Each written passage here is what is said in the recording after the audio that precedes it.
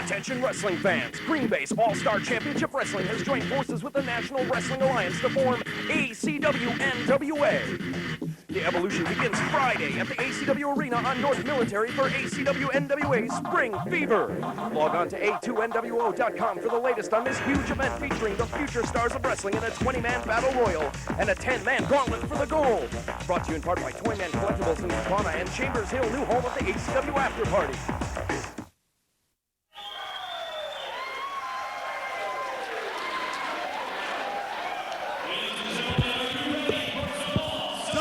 Championship Wrestling.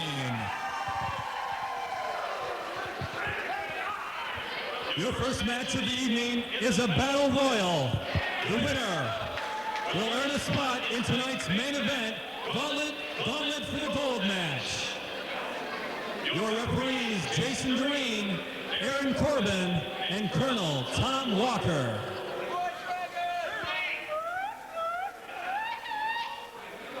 And now, your contestants for tonight's Battle Royal.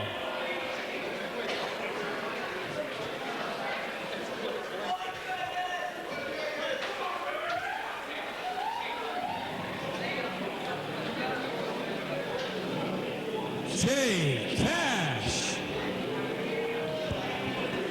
Welcome to Spring Fever 3 at the ACW Arena. I am the Wizard of Todd. Joining me now is Royce Reed in what should be a historic night of pro wrestling. I heard all about it. I heard that this would be a historic night, so I rushed over here to Wisconsin from the Twin Cities, and I don't think I'm going to be disappointed tonight. Looks like a great lineup. Well, first of all, this first battle royal leading into, of course, the Gauntlet for the Gold later on tonight was set up with Sam Hain losing a loser leaves town match. However, he did lose the title. Dino Bambino thought he had the title. Bambino didn't. Jason Jerry sets up this match. This is going to be an incredible night. That's right. I mean, Sam Hain gone from ACW, and now the Gauntlet for the Gold. This should be an interesting concept, the Gauntlet itself. Well, it is. It is a huge match that'll test the endurance and luck of each and every participant in that battle. And this here is a huge opportunity for a lot of youngsters here in ACW. Perhaps you haven't seen them before, but this is their chance to make their mark right here in ACW. Well, hypothetically, Royce, each and every one of these wrestlers could walk away with the gold tonight. And it might be a huge upset. Who knows who could walk out of here with it? It could be that mammoth monster Mason Quinn in there. It could be the young blue chipper and Adam Evans. It could be. It could even be the White Dragon Rob Lee. Well, it could even be Jay Cash. It could be. Oh my God! What a hairy beast! Oh my! Oh wow! It could definitely be one of these two. I mean, these two are a great tag team, the Young Stars. Certainly one of the greatest tag teams in the Midwest today. Definitely. And there's John Johnson as well. I mean, look at this. El Vato makes his return here, and he's been looking to make his mark here in ACW. This is his chance too. I mean, this is a huge opportunity. Oh, and Mini-Kujo's coming out. Mini-Kujo, who has been asserting himself as of late, definitely becoming more and more of a force. What the hell is this? Oh no! Oh, it's Busty Loads. Oh, that's disgusting. You're telling me, Royce. Oh, good thing that this isn't being. Here, I'll share my beer with you. Calm down, buddy. My God. Oh, somebody. Oh, I wish they could put up a censored sign or something in front of us so we didn't have to see that. Well, I definitely wish that, but, unfortunately, we could see Busty Loads as the ACW Heavyweight Champion of the World tonight, and there they go. He used his sandwich. He used his sandwich as a foreign object, I guess. And this one's busting out quickly. I don't know how to call this action, but it's wild, it's crazy, and it's furious. Well, chicanery, tomfoolery, and mayhem are ruling the roost today. And right now, in the early going, I do see Mason Quinn seeming to pace himself and really beating on the hairy dude real well. Yeah, it looks like somebody's going out. Oh, they stay in.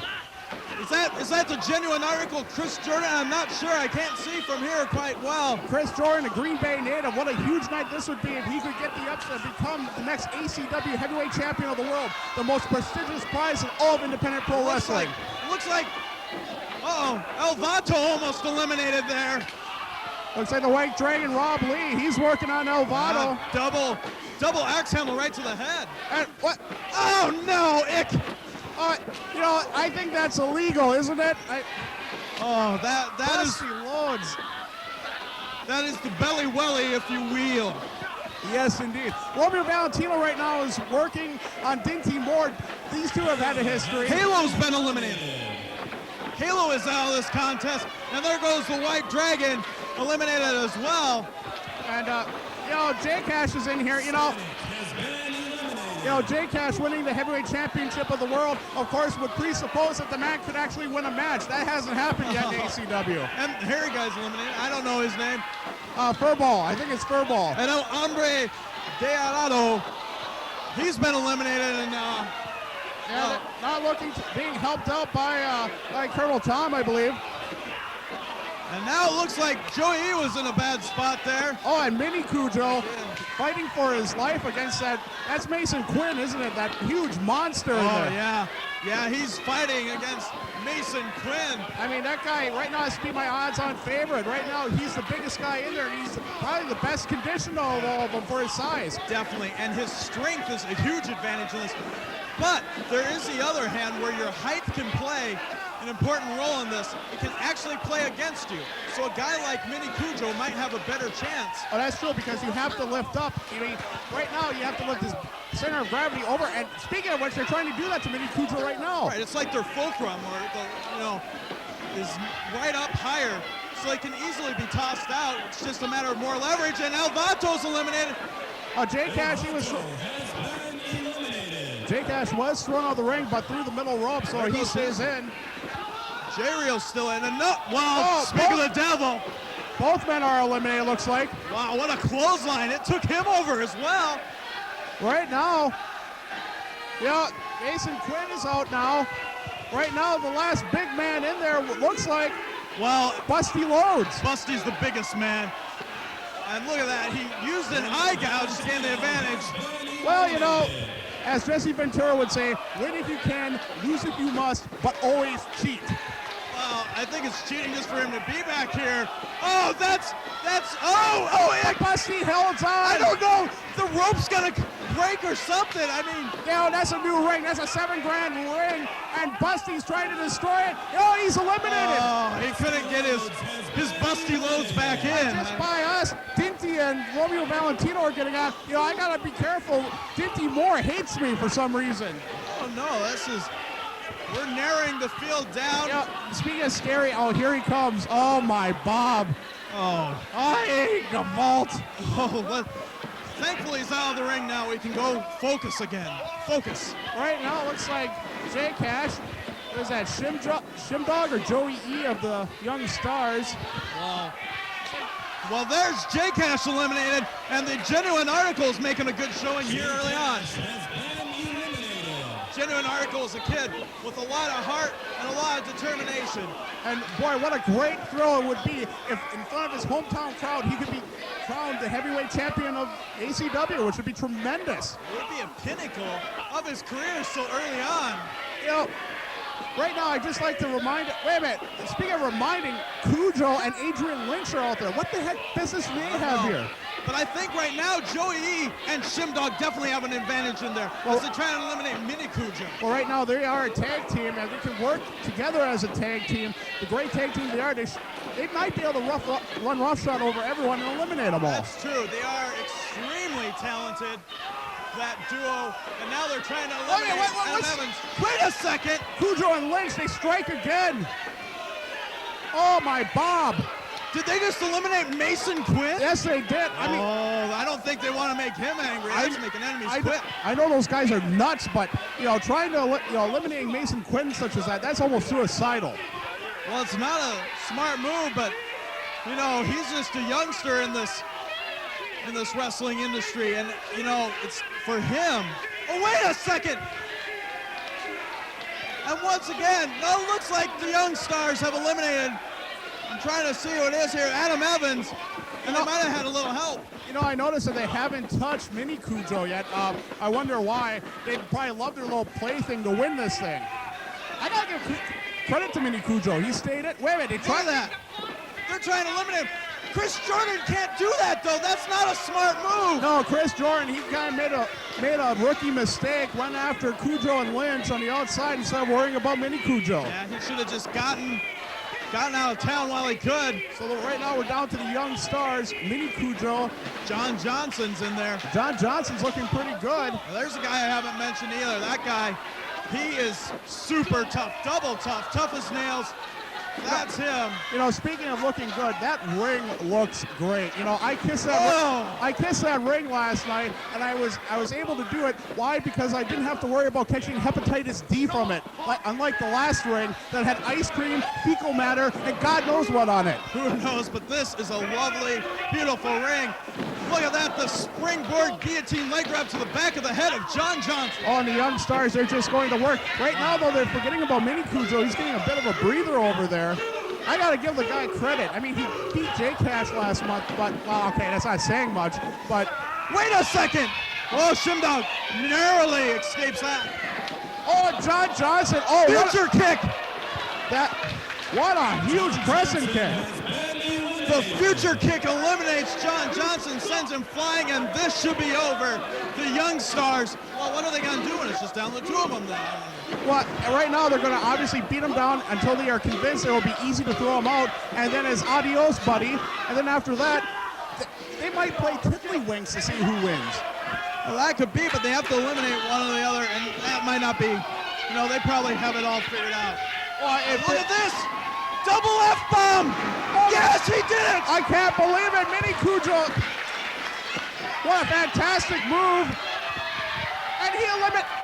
Was that Joey or is that Shimdog? That was Shimdog. The Rising Stars eliminated the Ichiban. Wow!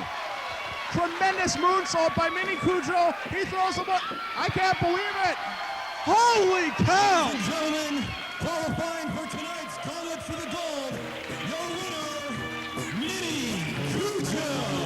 That was incredible. Mini-Kujo, he has shown it. That is huge. That kid is explosive. All of a sudden, he just got a fire in him, fire on the inside of his gut. He wanted it more than anybody else. Indeed so, and the crowd is appreciating that fire inside of his gut. Well, you gotta watch. You can't judge a man by his size. Apparently not so in Mini-Kujo. No, he has talent, guts, everything. He is an athlete, and that is what counts. And right now, Kujo and Adrian Lynch, though, did have a bit of a hand in the victory. I mean, I don't want to take it for Mini-Kujo. Obviously, the last two were the most difficult, and he did without Kujo and Lynch out here. The Young Stars walking back now. J.C. Johnson didn't do much for him. No, they did. And Mini-Kujo, hard-fought victory. Definitely. Well, he advances to the Gauntlet for the gold match. And you never know, Mini-Kujo might end up being the next ACW Heavyweight Champion of the world. By the end of the night, there will be a champion here in ACW, guaranteed. And we'll be right back. Hi, I'm Chasey Johnson, and I'm here with Matt Byron, Adrian Serrano, and Holly Wood. We are at ACW Spring Fever tonight. Adrian Serrano goes against Eric Hammers tonight. If Eric Hammers happens to win, Matt here goes 5 minutes alone with Eric Hammers. How do you feel about that? How I feel? It's a travesty, a low-down dirty shame, a crime against nature. I think it just basically just sucks. What about your match with Eric Hammers? No, the fact that Eric Hammers claims to be straight edge when it's very obvious he's addicted to crack. Come out of your drug dream, Eric Hammers, and take a look at hard, cold reality. You thought you were the only shooter in ACW? Kid, you weren't even the only shooter on my speed dial. Eric Hammers, you seem to forget the integral part I've played in your life ever since childhood. But let's go backwards. When Club Elite was formed, Hammers, we were here to take over ACW. Who rescued you from the mid-card and put you in the main event? Matt Byron. When you needed a tag team partner, Hammers, you wanted to take over the world, who introduced you to your brother? Who brought you Brad Hammers? That's me, Matt Byron. Hell, I'm even the one that got you into punk rock in the first place and inspired you to form a band. Before you came over to my house and started listening to my Dead Kennedys albums, what were you doing? Listening to Weird Al Yankovic and Bananarama with your flock of seagulls haircut. Is that straight edge? I don't think so. Hammers, you think you can hang tonight? You can hang. Your shoulders can hang out of their sockets, and your ankles can hang off your legs after the real shoot fighter, Adrian Serrano, stretches you like you've never been stretched before. 3rd-degree black belt in judo, ultimate fighting championships, extreme fighting, Muay Thai kickboxing, every way devised to hurt a man and hurt a man cruelly, he's a master of. It's not about the money. It's about the good times. And I can't think of a better time, Eric Hammers, to watch this man at ringside, along with Hollywood by my side, stretch the ever-loving hell out of you, make your bones break, make your joints crumble. I want to hear you scream, Eric Hammers. And you think you're going to get 5 minutes with me, Matt Byron? Not going to happen. No. You're not going to get it. You don't get it. You'll never get Eric Hammers. This is the real deal, and you're playing catch-up. Welcome to our world, Hammers. Population us. We call it reality. Ladies and gentlemen, please welcome ACW owner and promoter, Jason Jerry.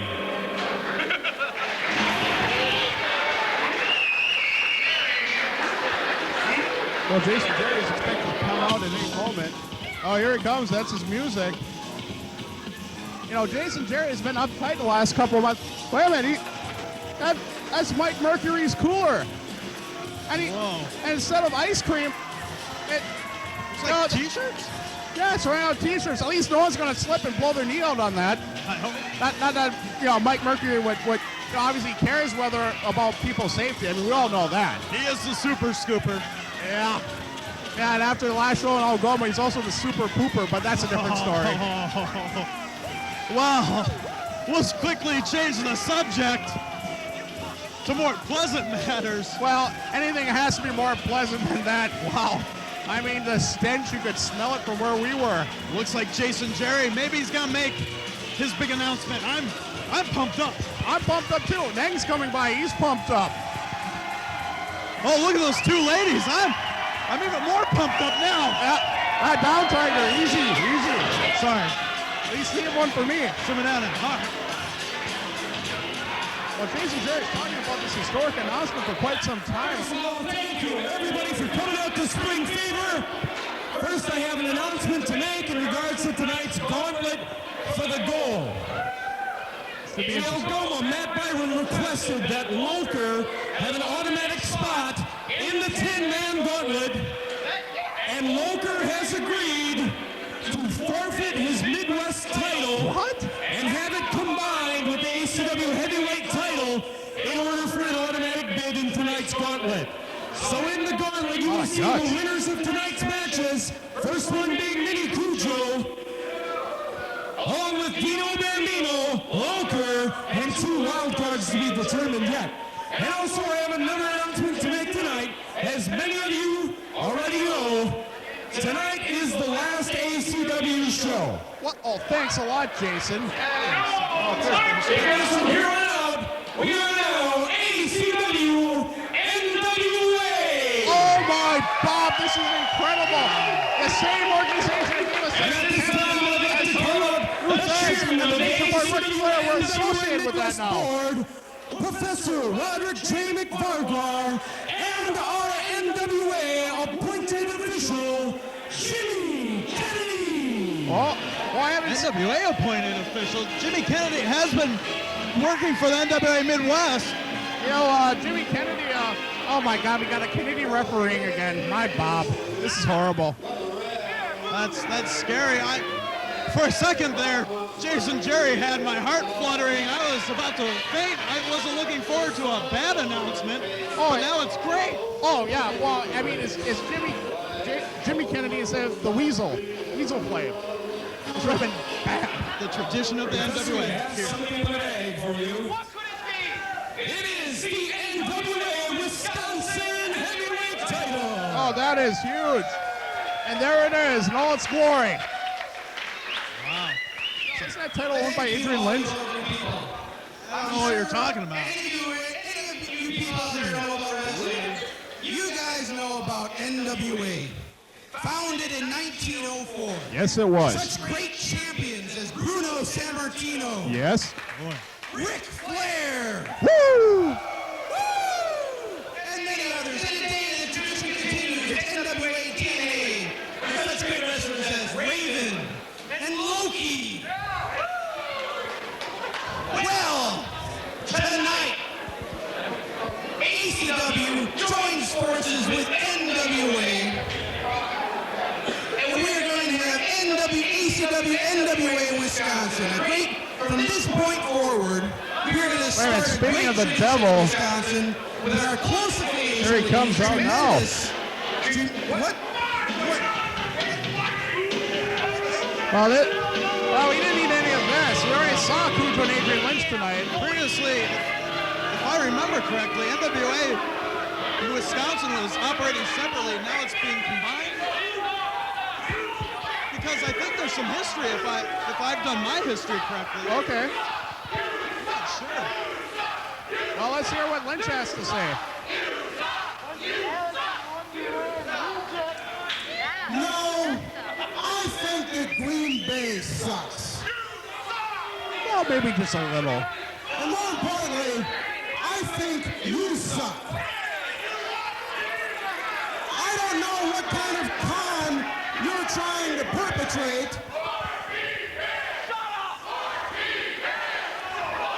Y'all can yell all you want, but it ain't bothering me because I got a little surprise for you.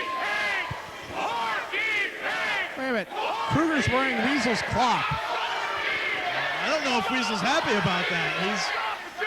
Look at that hat. It's ridiculous. Well, it's the Weasel. He's ridiculous. I guess that's true. As I was saying, I don't know what kind of crime you're trying to perpetrate. I'm the NWA Wisconsin Heavyweight Champion. I beat Travis Lee for that title. I knew there was history. Why don't you tell all these idiots who the real, true NWA Wisconsin Heavyweight Champion is? Because after all, possession is 9/10 of the law. Who won that title?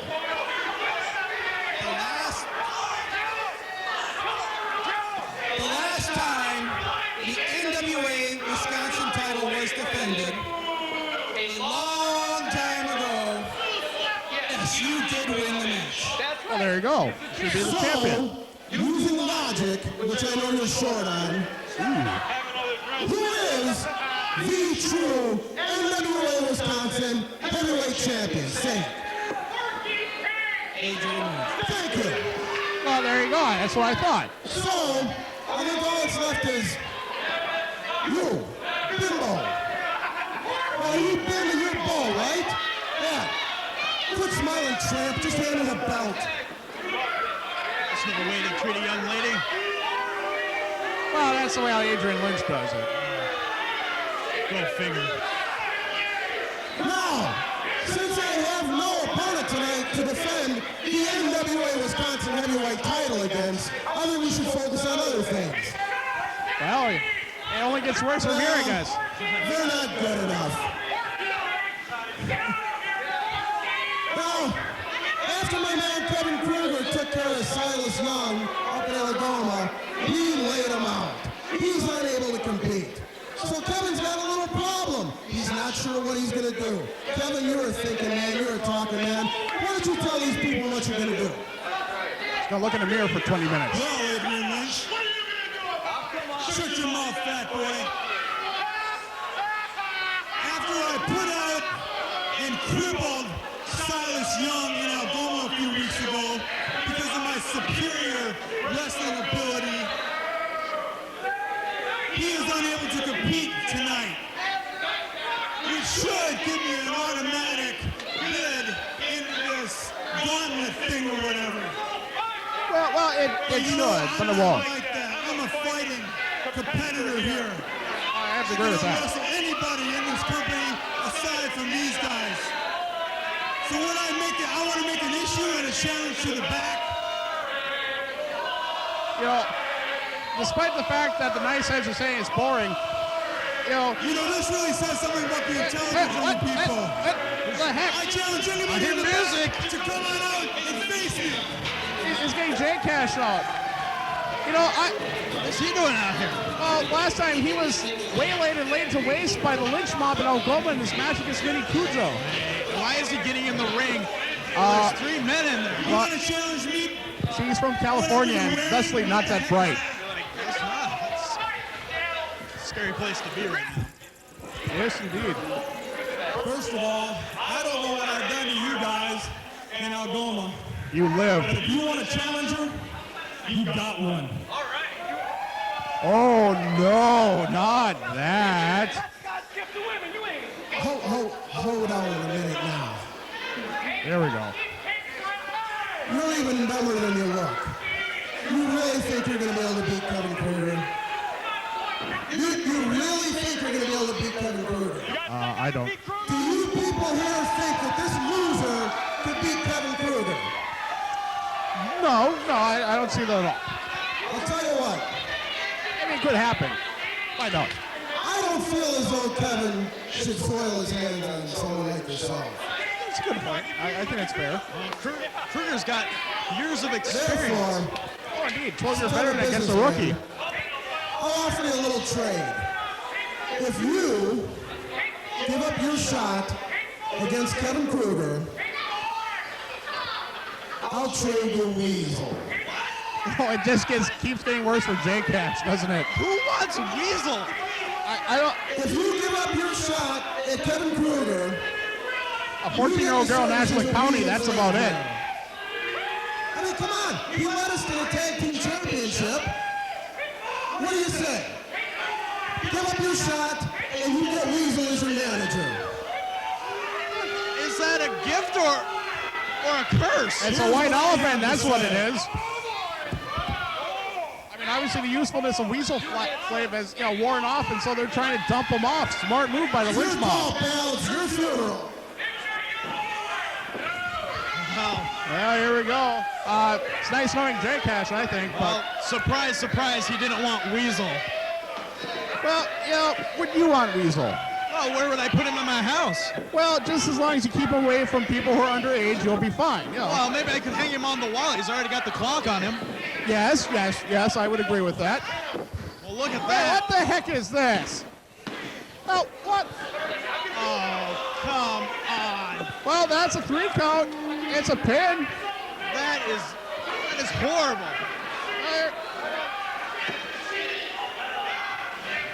So he gets Weasel? I Your guess. winner and advancing to tonight's Gauntlet for the Gold, God's gift to women, Kevin Krueger. I mean, He's obviously even dumber than he looks if he took Weasel.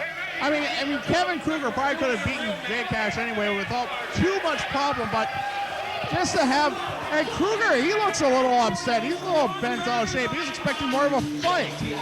Oh, what the hell is? Oh, stop, white bread! Stop, white bread! Stop, white bread! Stop! Oh, this is awful. Royce, I'm sorry that you had to be subjected to this sort of torture coming here. I mean, you'll never want to come to Wisconsin again. I mean, besides normal reasons. Well, maybe he'll take him back to California. Yeah, maybe they can go ahead, go into an auction bar and light up a cigarette there. That would be nice. If I never have to see him dance again, I will be a happy man. Oh, good grief. We'll be right back. Are you ready? Huh? You better be ready. How ready are you? I'm ready. Ready for what? I'm ready for anything. Ready for what? I'm ready to kick some. All right, settle down. Settle down now. So I want you to slow down here, man. You walked right through everybody else. You're in the main royal. Looking to get a shot at the belt? Or the belt? You want to be the champion? I want to be the champ. You want to be the champ? I want to be the champ. Hell, I've never even been champion. What I want you to do is I want you to walk right in there. Walk right in that ring. I don't care how big they are, how stupid they are, because we both know how stupid they are, right? Yeah.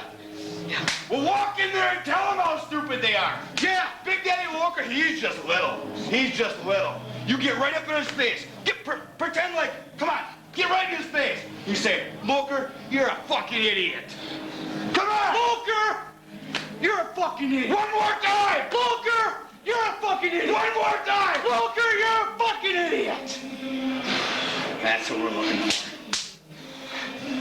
And on this special occasion, this is kind of like your coming out party. And I don't want you stopping by the ring before you get in there and getting sidetracked with any little whores, if I might say. Because they've been known to sidetrack a wrestler a time or two. But I know you know better because you're Mini-Kujo. And I slap the bitches up just like they need to be slapped. Now. This is for you. One drink. A little courage, if you will. Not too much. Just a little one? Just Not get on it. Ah! That's right. Loker, you're a moron! Loker! You're a moron! No. You're a stupid mother! Come on. Loker! You're a stupid mother! You know. Say it! Say it! Motherfucker! I'll drink to that. Ladies and gentlemen, ACW would like to invite you to its post-show party at Chambers Hill, which is located 5 miles north on Velp Avenue. Join your favorite ACW stars and help celebrate birthdays of 3 of ACW-NWA's biggest fans, Kathy Rummel, Mrs. Ass, and Ref Kyle. Mrs. Ass? Is that like Mrs. Grass Soup, except not as good? The following contest is scheduled for one fall with a 20-minute time limit, and the winner earns a spot in the top 10 Gauntlet for the Gold tournament. Your referee, James Kennedy.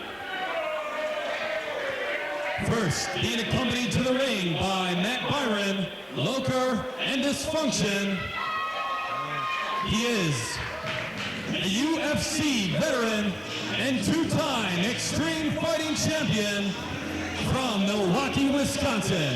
He weighs in at 213 pounds, Adrian Serrano.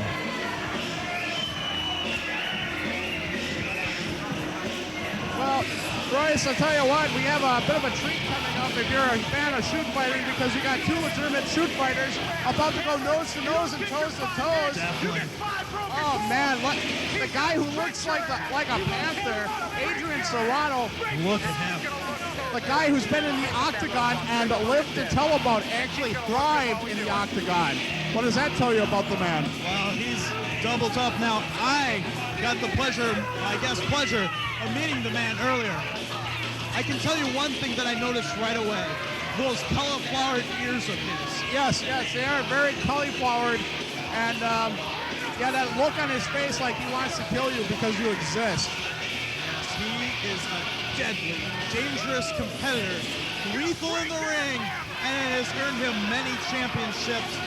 I love the fact that he's here, but the people who he associates himself with, well, let's just say Matt Byron and I don't exactly see eye to eye. Oh, you too? Oh, well, I knew I liked you for some reason.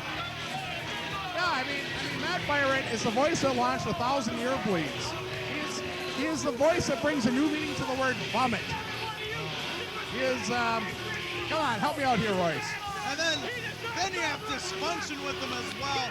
And whereas Dysfunction is a super talented youngster, Yes? every time I see him, though, he has this I don't care attitude about him. Well, Dino Bambino sums it up very nicely. He's a punk. He definitely is. But there is a man who brings a good name to punk, and we're about to see him. Oh, indeed you are. Good call there, Royce. As we're about to see. And his opponent from Green Bay, Wisconsin. He weighs 72 pounds, straight edge, Eric Hammers. You know, what have I said about Eric Hammers hasn't been said before. The guy, he's nuts in a good way. He's intense. I mean, unfortunately, the man's a straight edge, but, you know, not everyone's perfect. I mean, you know. He's straight edge, but just a little crazy. Just a little crazy. I guess he doesn't need to drink. He's already nuts. That's true. And, you know, he doesn't need any drugs or chemicals. He's naturally high, but he's also a great competitor. He's so exciting to watch. And just some of his antics in the ring always get these fans cheering. You know, it's also another stipulation of this match. If Eric Hammers beats Adrian Serrano, not only does he go to the Gauntlet for the gold, but he gets 5 minutes with Matt Byron. And, you know, Royce, I think that, I mean, there's not going to be a lot of play-by-play we're going to be doing there. I think you and I are just going to be cheering like mad. Well, we'd just be going, Eric Hammers does, repeatedly. Yes, and a little repetitive, but yet oh so fun. Yes, that's true. There's nothing I'd like to see more than Matt Byron, you know, get a little bit of his own medicine for once. You know, this is kind of an interesting matchup of styles. Adrian Serrano, of course, he is a legitimate shoot fighter, and of course, Eric Hammers basically relies more on bang moves and high-powered martial arts. That's true. Serrano, though, look at how well he's built. Everything is put right into place. Like I said before, he is built compact like a panther. And just watch him as he moves around that ring with that low center of gravity of his. That's classic wrestling there. He has a great amateur background, and there goes a variation of the Oklahoma roll. Eric Hammers, nice little chop to get out of there. That's where all that martial arts training comes into play there. He knew exactly how to use his agility and leverage to get straight out of that move and right back up on top of Serrano, disrupting his game plan. Hey, you know, Royce, Serrano looked a little surprised at that shot by Hammers. You know, I got news for him. Hammers does not back down to anyone. You know, Serrano is not going to be anything different to Eric Hammers. Well, that's true. I mean, Eric Hammers has faced many competitors, and to him, he knows what he has to do. He's a student of the game. Oh, looks like, Fujiwara armbar being applied by Adrian Serrano. I knew it wasn't going to take long until he got into the shoot stop. And wisely to the ropes goes Eric Hammers. Smart move by Serrano. If you can separate a man's shoulder really quick in the match, it won't be very long before he submits in pain. You could also break an arm, you know, dislocate an elbow. I mean, there's a lot of things that could go wrong with that Fujiwara armbar being applied. Well, Hammers lucky to get out of it quickly. And now he looks like he's okay. This is smart. He's taking his time. He doesn't want to rush back in and make a mistake. Oh, ducks under. Oh, switched by Adrian Serrano. Looks like Hammers is trying to counter out of it. You know, both these men have each other well scouted. These two, there are no other two quite like them because they are just so into this. Oh, Hammers had that scout out beautifully. It looked like Serrano was going for the Fujiwara armbar again, and Hammers was able to counter. Beautiful move. Eric Hammers comes off the ropes. Now this, it looked like his agility might play into that, but can he wiggle his way out? That's the question. Oh, and here he goes. Oh, reverse DDT, the cover. That's a 2 count. I think that was just a 1 count. It's a little early on. Serrano. Nice drop kick. You know, that's about the first time in a long time that, you know, Hammers can nail a drop kick right on the jaw. I mean, you know, I'm not saying that they're both short, but, you know, I can see the top of both their heads.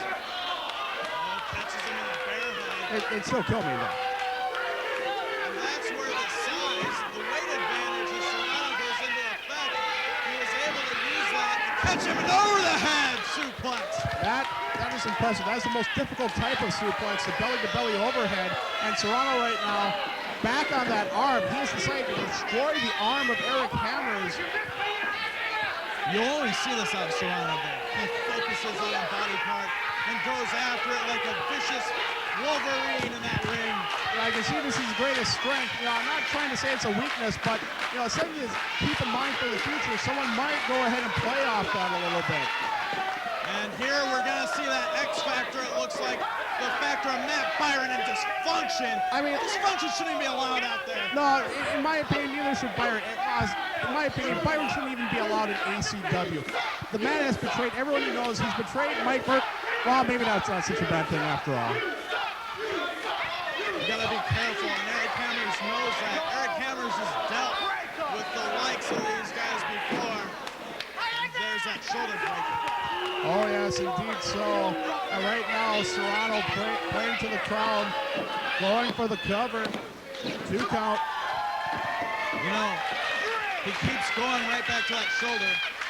Yeah, he keeps that up. You know, I know how shoulder injuries can do. I suffered numerous shoulder injuries when I was in high school. Had to undergo shoulder reconstruction. Let me tell you, shoulder injuries are nasty. They're not like knee injuries because you always use your knee, but you do use your arms quite a bit. You never know. If you tear that rotator cuff, he's going to be so severely limited in that ring. Oh, indeed so. I mean, suppose he, just rips his arm apart and needs shoulder reconstruction. Your movement is limited. I can tell you that from experience. It's just nasty. And right now, Serrano's looking to do just that, destroy the arm of Eric Hammers completely. That's the problem when you're in a match with Adrian Serrano. I don't think you always want to. Oh, small package. This could be it. Oh, just 2 count. Nice move by Hammers. His head was almost taken clean off. But in a match with Serrano, though, you're putting your career on the line. You could be on a major hiatus, and who knows if you'll ever return to form after he's done. Well, that is the thing. Oh, right now, putting him right up on the ropes. Come on, once again. Why does Jimmy Kennedy like to have conversations with people outside the ring? I mean, Jamie, those... Oh, my God. I'm looking at 3 people on the outside. It's easy for them all to distract the referee. Oh, no, I mean, this is a 4-on-1 on Eric Hammers. It's just not right. It's not fair. No, it's not fair. I do wish someone would step in and at least tell him to get out of the ring. I mean, Jimmy Kennedy, who the hell cares? I mean, he has told people to leave the ring area before. Why does he do so now? Serrano, though, is so talented that he doesn't need these people at ringside. Oh, he doesn't. I mean, obviously, like in the Octagon, you don't get any help from the outside. You're there and you're there alone. So why does he need help now? Oh, once again, goes for a wrist lock and just stomps on that arm. Matt Byron said there's a new word for ACW. It's called represent. You know what Matt Byron represents to me? I have no idea. Go ahead. I can't say it. Jason will never let me in behind the booth again. So I won't. There he goes with that knee left. Caught him there, and now he has Eric Hammers right where he wants him. Well, the crowd showing their love and affection for Adrian Serrano. The cover. Nonchalant, and he didn't even want to pin him. He wants to punish Eric Hammers. There's one thing, another weakness. Look, he picked him up. There's one weakness about Serrano. He is extremely arrogant when it comes to covers. He would do a little bit better to go ahead, get the pin and the payday, but sometimes he just lets the people go and, great duck by Eric Hammers, spinning heel kick by Serrano, totally missed. Jawbreaker. This could be it. This is what Eric Hammers needs. This is that break he needs. And he's got to capitalize, though, but so much has been taken out of the youngster. Even someone as great as Eric Hammers, I don't know if he can come back from this beating. Well, I've seen Eric Hammers come back from tremendous beatings before. I've seen Eric Hammers. Oh, Serrano's going for the pin. No, he's setting him up. And Hammers, he's fighting back. Looks like he's going to try to get his martial arts background involved in this. How much damage is he doing with those punches? I mean, his arm's been worked over. And there's that spinning wheel kick. And Hammers got him. You can tell he's holding his arm. It does not look like it's the arm that he applies to Hammers wore DDT on, so he still has that in his repertoire. Maybe a mistake by Adrian Serrano. Snapmare takeover. You can tell it there with that snapmare, not as efficient as it usually is. Oh, I tell you what, that move was perfect, though, what he just did. Oh, give me a break, disqualify him. I would have to say they are playing fast and loose with the rules. There's chicanery, tomfoolery, dumb nuttery, and with Matt Byron, they're obviously marshmallow fluffery going on. That's true. I mean, right now, Eric Hammers would like to get a straight-up win. But when you have people doing this to you, you got to be looking for the win however you get it, even if they get disqualified. Serrano looks like he has him in some sort of a choke. Count's being applied by Jimmy Kennedy. We've seen this before, Serrano. He can get him into a move in the ropes, and he'll use the count and try to get as much damage in as he can. just kind of hung him by it, hoisting him. Wait a minute, look, is he going to walk the top rope? Pretty close. Oh! Oh, That could have broken his arm. that very well could have. Eric Hammers is desperately trying not to let him get full extension. That's gotta be it. Kujo arm bar applied, and Eric Hammers goes on the rope again. Has to break the move. Wow. I mean, right now it's just methodical. For some reason, Adrian Serrano is not happy unless he gets a submission victory. Pinfalls don't. Oh, wait! Here it comes. Hammers of more DDT. He's nailed him with it. This should be it. And that's the break, and that's the move, and that's the 3. But the ref. You know, once again, Jimmy Kennedy has proved that he has his head shoved so far up certain body parts that he can't see the light of day. Good grief. We got rid of the Kennedys months ago. Well, Byron definitely doesn't want to get involved in that 5 minutes. And look at this, right in the middle of the ring. He's nowhere near the ropes. Kujo arm bar applied. Eric Hammers trying to spin out. You're kidding me. Oh, it's the triangle choke. Oh, no. Oh, it looks like, is he tapping out? The referee's trying to make sure if that's a legal move, checking to make sure it's not actually fully choking him. It may cut off his wind supply, but not his... Oh, that's one. Oh, that's 2. One more time, and Serrano gets the win. I don't know if he could have even lifted that arm if he tried. It's best that he let it go where he did. In qualifying for tonight's Gauntlet for the Gold tournament, Adrian Serrano. Yeah, you know, we were this close to seeing Matt Byron getting the living sight beating all of them, and I would have loved it to death. Oh, come on. You've beaten him. You've knocked him out. Don't rub it in anymore on that youngster. And once again, Matt Byron has shown that he cannot have friends that he will not betray. Now, that might be fine for guys who are purveyors of ice cream, but for a man like Eric Hammers, he doesn't deserve this. And look at him. Oh, come on. That is poor sportsmanship. Can you imagine if Adrian Serrano becomes the next ACW heavyweight champion? Wow, that would be amazing. I mean, I'm not saying that the guy doesn't deserve it, but Matt Byron doesn't deserve it. You know what Matt Byron does deserve? He deserves to drown in a vat of his own marshmallow froth. We could only hope for that much. Oh, a lot of jaw-jacking going on with Matt Byron. They might want to check that arm of Eric Hammers. He might need help. What the heck is Dysfunction doing? Oh, look, isn't he cutesy? He's throwing flip-offs in so many ways. You know, in Hollywood now with Serrano, Serrano's very happy. I didn't do it. He's up there. Help, can we have some security up here, please? Help. Please. Help. They don't like you. No. I'm glad they didn't notice me. Well, you're safe as long as I'm here. They're going to kill me. And then I'll run away. I'll be right back. Kevin Kimmis, backstage with Culture Shock. Guys, last time that we were at the ACW arena, the Southern Mississippi Militia decided that they were going to jump you while you were down. Tonight, you guys have a match against them. What are your thoughts? You know what? Tonight starts a whole new chapter in the lives of Hills and Norwood. There ain't no more of this dancing and singing and prancing. There ain't no more goats. You understand me? Okay, this is serious. They're taking this personally against us. So, I don't know what you plan to do, but I know what I'm going to do, and I know what business I got to handle. You want to know something, Militia? You come up and you attack us from behind. Real men don't attack people from behind. Tonight we will find out. We will find out. You'll find out. The ACW fans will find out who is the better tag team. You bring it, because we're going to be here. We're not going to hide from you guys. Todd, back to you.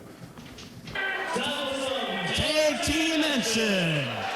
This match will qualify for Gauntlet for the gold.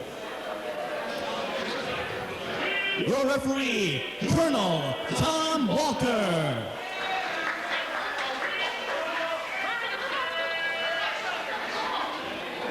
This next match is a 20-minute time limit. First, from Fort Trader, Mississippi, at a combined weight of 595 pounds, the Southern Mississippi Militia. Wizard of Todd back here with Royce Reed, and what should be an interesting matchup. Last month at March Mayhem, Culture Shock had a tremendous victory over Ricky Moore and Iron Mike McCarthy, but also these guys, oh my God, look at them. This is my first chance to see him. I've heard so much about him. Probably bad things, I should suppose. Only bad things. Look at these people give rednecks a bad name. I mean, you're trying to tell me there's no inbreeding involved in there. I'll tell you what. That's why they wear the mask. Yeah, I'll tell you what. King Tut's probably jealous of these guys. And you know these guys are nothing more than just pure criminals, too. You know, I hear when they wrestle at zoo stores in Mexico, their other masks are white sheets. I don't want to touch that one. At a combined weight of 550 pounds, Hills and Norwood, Culture Shock. Well, this should be an interesting matchup, Royce, because you have the original tag team champions of ACW in the ring right now, Southern Mississippi Militia, and you have arguably the greatest tag team in the history of ACW in Culture Shock. Hills and Norwood have teamed everyone. Even last month in Algoma, against a team like the Young Stars, they went through it like, well, wasn't much of a problem for them. Well, the team of Culture Shock has been together long enough now where they have just gelled. Everything is fine-tuned with them. So now all they need to do is reclaim their prominence and show everybody why they're still the #1 tag team in ACW. Well, you know, I like to keep points on tag teams and results and so forth. And right now, points-wise, they are tied with Adrian Lynch and Kujo. Right now, Lynch and Kujo have the tiebreaker because they have the title and because they have wins over Norwood and Hills. But other than that, they also have a lot of help on their side, too. Well, yeah, they need help, too, but that's a different story. We're talking about the mental category, folks. Well, looks like we're about to start things off. Looks like Hill's going to start off. Now, who is this guy in there? I can't tell which one from which. Is he like Corporal Corruption or Captain Chaos? No, Captain Chaos, wasn't he on the Cannonball Run movies? Captain Kangaroo, you said? No, Bob Keystone isn't here tonight. Oh. Neither is his son Ozzy. Wow. And his grandson Jack, and, you know. That's awful. It is, it truly is. I am an evil, awful person, and I am proud of it. And thank you for being that. Oh, you're welcome, Royce. You are the wizard for a reason. Well, yeah, you don't give wizardships to nice people. They don't. I'm sorry. Well, look at right now. They're just, the Mississippi Militia is just taking their time, playing little mind games, but Culture Shock knows not to fall into any traps. Well, you know, I know the Culture Shock remembers what the Southern Mississippi Militia did to them last month, and I know they're looking forward to getting revenge. Now, right there was a perfect display.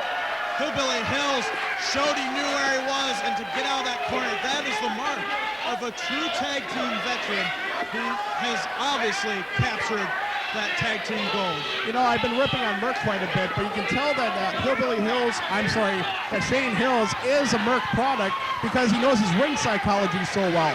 As much as I like to rip on Merc, the guy was a master ring psychologist. That's true, and he was also one of the best tag team specialists I've seen. Oh yes, he also held the ACW Tag Team Championships on a number of occasions, once with Kamikaze Ken Anderson and once with Rockin' Randy. You know, I haven't seen Rockin' Randy in a long time, you know, there's a saying that Mike Byron has, but we're not going to say that tonight. Well, let's not say anything. Matt Byron would say, And Hills caught him with that clothesline, that big guy. Able to get a lot of velocity into that. Off he comes. Look at that. Oh, huge power slam. You know, Hillbilly Hills is 250 pounds of raw power, and there's a great example of that. It looks like he wants to tag into Norwood. Norwood goes to the top ropes. Norwood's done it all here in ACW. Indeed. Tag team champion, ACW champion. Both Hills and Norwood have held the titles. It makes them such an effective team that they have held every title in ACW. Well, except for the Midwest title, but other than that. They've held all the top titles. Oh, indeed. There's that, the old little, poke right to the eyes. The Mississippi Militia knows how to pull out all the cheap tactics. They wrote part of the book. Yeah, that's because they're too stupid to learn all the right tricks, the proper ways of doing things. And I think they wrote it in Pig Latin. I'm not sure. Well, pigs would describe them very well, I think, Royce. I'm not sure they can write, though. It might be pig scratch. Yeah, that could be true. Right now, Norwood. Now, is that... I can't see the name up there. I'm going to call him the captain. He's Captain Chaos, just for intents and purposes. And the other one's Tanil. Yes, Tanil. Otherwise known as Corporal Corruption. A little double team effort here. Both these guys have gelled together so well, so good at their double team efforts. Stay on top of them early, though. That is what they are known for. This is how they've gone through so many competitors. Classic tag team wrestling. Frequent tags in and out, keeping the guys in their corner of the ring. Oh, there's that outside. Well, there's a dumb nuttery right there. And dare I say, inbreadery. And Hills knew where he was. He knew where he was going, but he just couldn't stop it. He knew what was coming, and you feel sorry for the guy who runs right into something he knows coming and can't do a thing about it. Now that's just not nice. Going ahead, pulling the nose and stop. They're trying to make him look like them, so he has to wear a mask probably. Well, I don't think so. I mean, I might have kidded in the past, but I'm very positive Hills is not the result of massive inbreeding. I like these two gentlemen. Oh, God. Did I say gentlemen? Oh, a little too ironic, don't you think? That is. Oh, just a one count. You're not going to get a pin on Hills that way. Old habits die hard for me. And, Hills sees this tape. He's going to deck me. Look at him hammering away, but... Oh, jawbreaker by Captain Chaos. That may have been a mistake by Hills, though. Attacking one of the members of the Mississippi Militia by punching him in the head.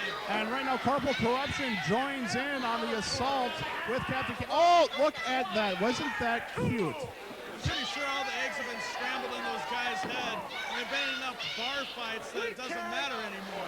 Well, one thing you notice is that the illegal man was able to sneak in. Right now, we're back to Corporal Corruption is in the ring. Captain Chaos snuck out. Well, the one advantage that they may have right now, obviously they can't throw punches at him and get a win. And brawling with the Mississippi Militia is not going to get you that victory. No, you have to go for moves. You have to keep them in your corner. Huge headbutt. They definitely want to wear them out because they know that they have the cardiovascular advantage. And not only that, that is a weakness for the Mississippi Militia. Colonel Tom is right up on his responsibilities. Interesting thing about Colonel Tom, he used to work for the AWA. We got a colonel, a corporal, and a captain. Yep, that's true. All three at once. Also with the AWA, interesting history. It seems like things have gone full circle here in Green Bay. Vern Gagne started the AWA after he beat Lou Thez in the NWA. Back in the AWA is well, it's gone, unfortunately. But the National Wrestling Alliance has definitely made an impact, and once again, it's making that impact. The great tradition meets the future of ACW here. Oh, indeed. So, the NWA, they've had their tough times, but it looks like they're coming back and coming back strong. And we here at ACW-NWA are proud to be part of that tradition.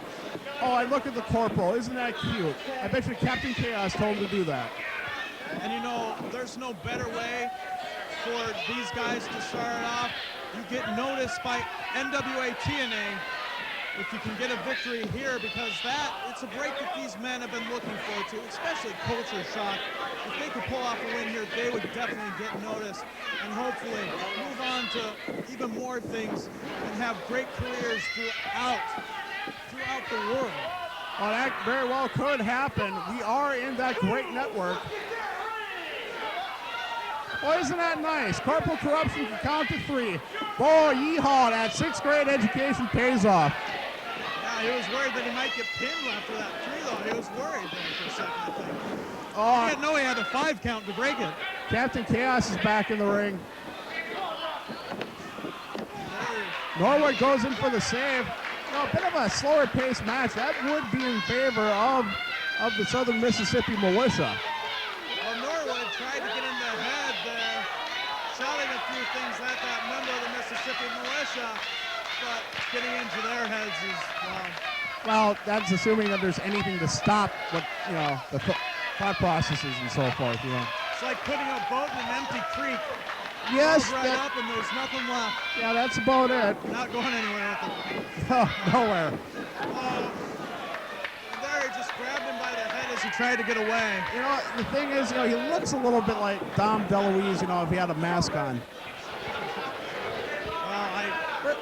You don't suppose that the other guy is maybe, like... He could be the Cajun Chef, Paul Prudhomme. Perhaps. Well, he's not from Mississippi, though, obviously. No, he's from Louisiana. Yeah. Well, you never know. I mean, Kiel, Mississippi, that's where Brett Favre is. That's considered Cajun country. They're only 20 minutes away from New Orleans. It's true. Maybe it is Paul Prudhomme then. Wow. Maybe they helped Brett Favre wrestle. No, Brett Favre would not have anything to do with these goofs. I'm pretty sure he won't. And there, both men go down. This is a good chance. Hills needs to make the tag. This is his opportunity. But can the other member of the Mississippi Militia make a tag to his partner and stop him from making that tag?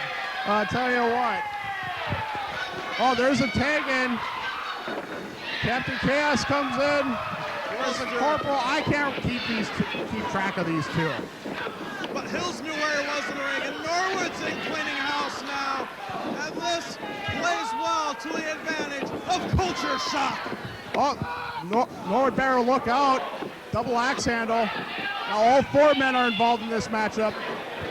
The referee needs to get some control back in this ring. All 4 men in there. We got a Pier 6 brawl in the middle of the ring, and now opposite corners. Oh, looks like that. Could be they're setting up punches in a train wreck.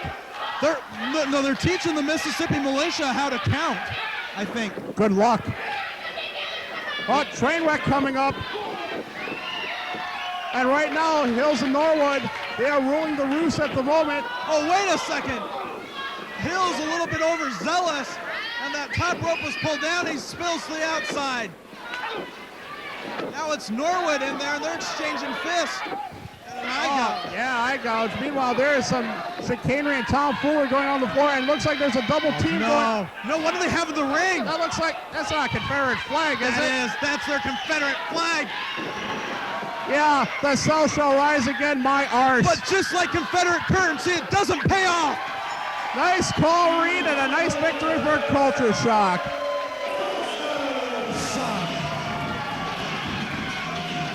This is great for them. Culture Shock once again proving why they were the 2-time ACW, and right now, as things are up this moment, they're in first place.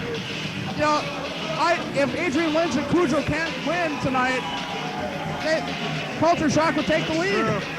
National Wrestling Alliance, take note. This is one of the top tag teams in the Midwest today, the team of Culture Shock, and we're glad to have them here in ACW-NWA. And that we are. And we'll be right back. The best of ACW is coming to ACW Home Video and only on DVD. They're the matches you've been dying to see for the first time or to see again. Kujo versus the Road Dogg from the Gravel Pit in Kiel. Jerry Lynn versus Simon Diamond from Maximum Detention 2000, never before seen on video. Kamikaze Ken claims his first ACW heavyweight title over Kevin Krueger in a steel cage at Kickoff Carnage 2001. And Dino Bambino versus Adam Pierce in the steel cage at Beat the Heat 2000. These matches and more, plus all the favorite interviews from the past, like the GQ board games and Stefano Family Christmas. Order the best of ACW on home video only on DVD now. Log on to www.a2nwo.com and click on home video. The following women's competition is scheduled for one fall and has a 15-minute time limit. Your referee, Aaron Corbin. First, from Syracuse, New York, Violet.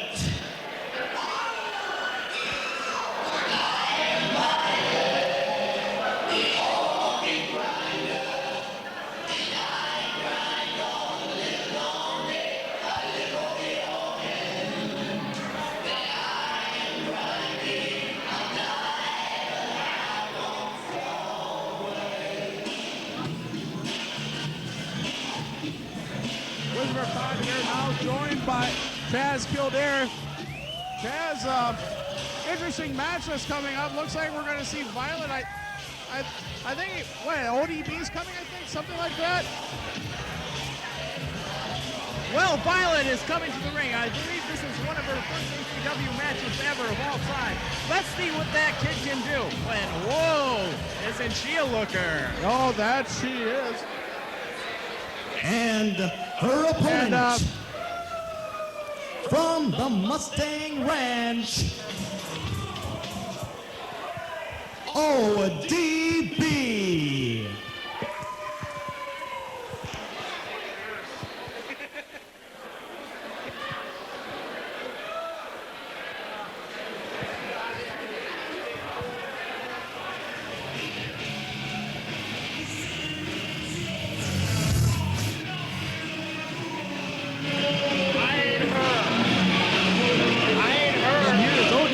Coming to the ring, escorted by Matthew Byron. This year's Chaz Kildare taking over territory for Wizard of Todd, who had to take a potty break of all things, if you can believe that. We are having a little bit of technical difficulties, but let's see what Matthew Byron is actually coming to the ring alone, and there's no sign of Violet. Hollywood anywhere, and we were just wondering what Matthew Byron is doing here alone. What's he doing here?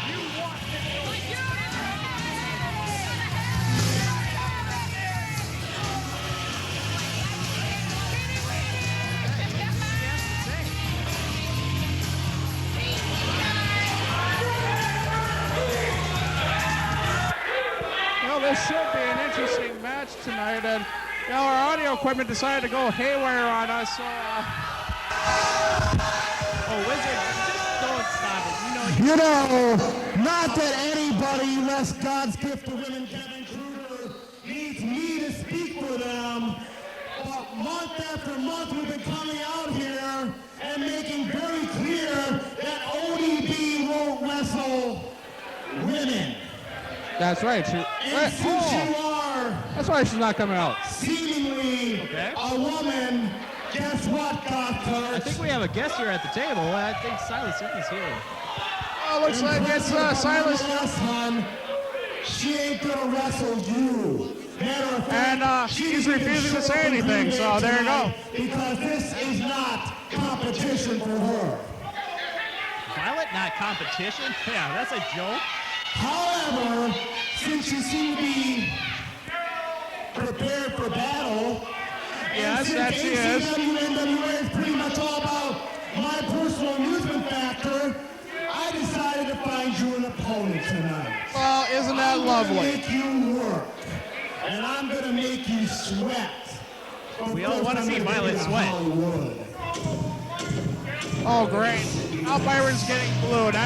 We don't need any of that.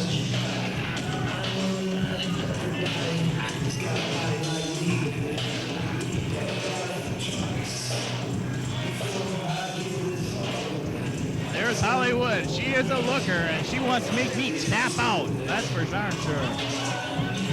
Oh, my Bob, they let out Serrano again. Oh, that guy almost killed me in the first half. This is horrible, ladies and gentlemen. I might die before the show's going on. And my God, I just saw Beach Stew running by. Wow. We got Beach. Two of my arch enemies are just, oh, now what is with that? Hollywood knocking her down. Yeah, that she is. There's some chicanery and tomfoolery. Go figure this match. Hollywood going off on Violet right away. It looks like Hollywood's almost trying to rearrange Violet's face. Well, that could very well be, and I'll tell you what, if I wanted to get a beating, any of these two women could beat on me all they wanted. Hey, leave your fantasies out of it. Let's get back to the match. But I like my fantasies. And Hollywood right back on Violet. Just a headlock right now being applied. Have you ever wanted to be a wrestling match so much in your life? No, not ever. And you know, speaking of wrestling mats, that mat is probably the nicest mat you'll ever find. Certainly, you don't have to worry about getting hepatitis D from it. You don't have, there's no ice cream residue on it. It's great. Yeah, I've been all over the country. There's nothing worse than a mat that's full of, ice cream residue, marshmallow fluff. Yes. Yeah, that is horrible. Unfortunately, Matt Byron's here. So now what's with this? Hey, does Serrano like beating on women? I guess so. Serrano likes beating on anything. He likes beating on me. He likes beating on Violet.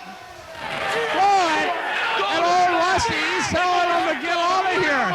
Well, time some. Okay, I'm going to hide behind you, Chaz. You wrestled before, so I'm going to hide behind you here. Hopefully they won't notice me. I don't want them to notice me because right now they're upset, and they'll beat on me, and it'll hurt. All right, I'll protect you. Don't worry about it. Go way back.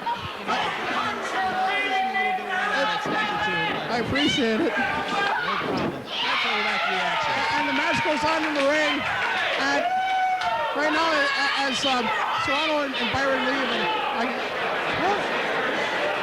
this will be a great equalizer now that Violet has actually even the odds. Now it's just her and Hollywood in the ring. And I can actually speak again as Violet goes for the cover.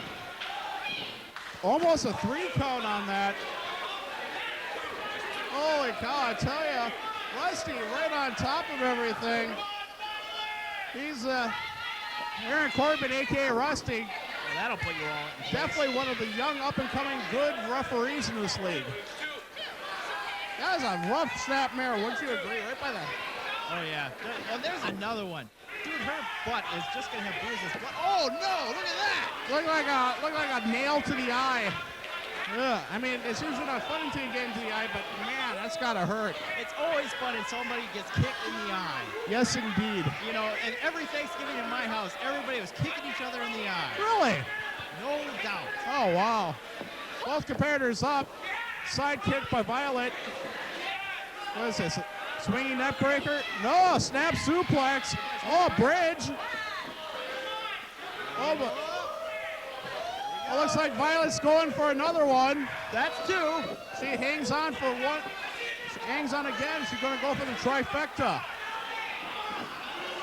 Bam! And there it is. Nice bridge.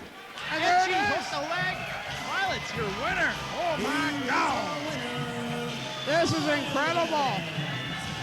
Once Violet was able to get rid of Serrano and able to get rid of Byron, she made short work of Hollywood. Quite the impressive thing. Speaking of, the both of them are behind us again. Oh, why did I have to leave my shotgun at home? Oh, don't worry, I'll protect you anyway. But Hollywood is going to have to answer for this. Well, as long as she has to answer and I don't have to answer. Well, Serrano doesn't look too happy. Yeah, Byron ushered him to the back. I'll tell you what, Violet, not only does she look good, she'll kick your ass too. What a great combination to find in a woman. You know it, baby. And we'll be right back.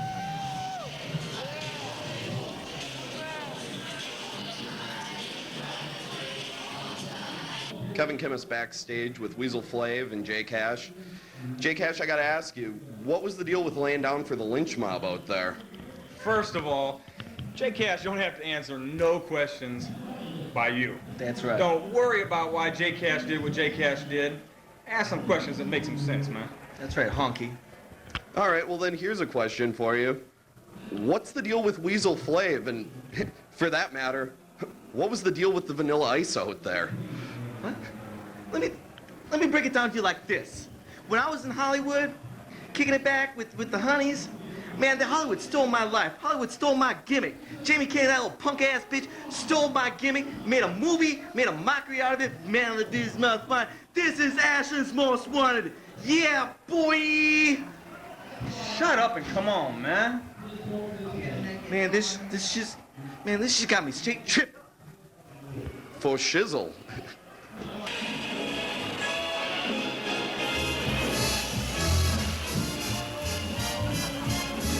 Oh, it's Professor Roderick J. MacFahrquar. How you guys doing? Holy cow. You know, boy, the professor, you know, he always talks about swinging. Looks like he's going to engage in a little bit tonight. Swinging and drinking.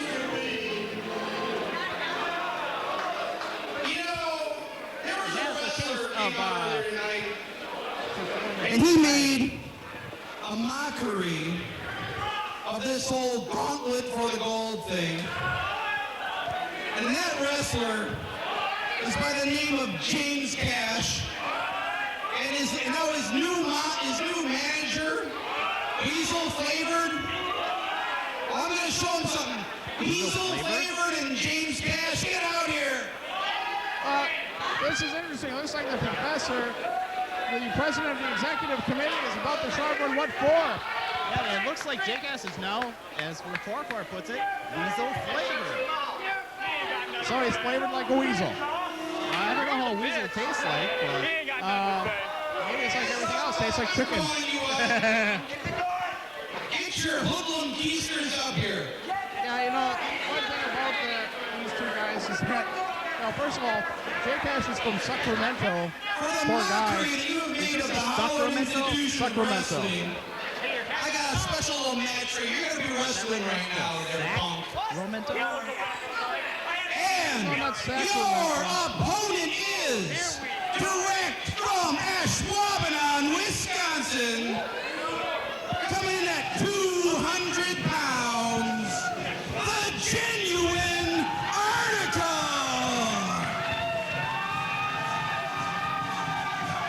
Well, I seem to have figured out what went wrong. My own brain farting. Wait a minute, genuine article coming on. Yeah, I like it. He comes into the immigrant song. That rules. And he is... Never can go wrong with a Led Zeppelin song. I've had more chicks in my 1970 Chevy van than a Ford van. Well, it has a water bed, and they really like it. But this song always gets them in the mood. Are you Chaz Kildare or Kelso? Both. Shena and Ungawa. And now we're being joined by the president of the executive committee and Professor Roderick J. MacFahrquar. Professor, as always, glad to see you. Hope you forgive me for the rough words I had with you on March Mayhem. Getting on his headset.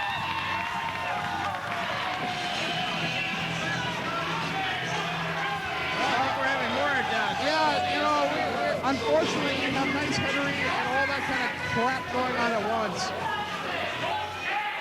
It should be, but unfortunately. Professor, why don't you sit here and join my microphone here so everybody can hear what you have to say? Yes. Yeah, hello. Is it now this one on? That one is on. Okay, thank you. How's it going? You having a good evening? I'm having a good evening. I'm having a great evening. Well, that's all. It looks like it. And the match is underway. J Cash and the genuine article, Chris Jordan, is coming. Lock horns.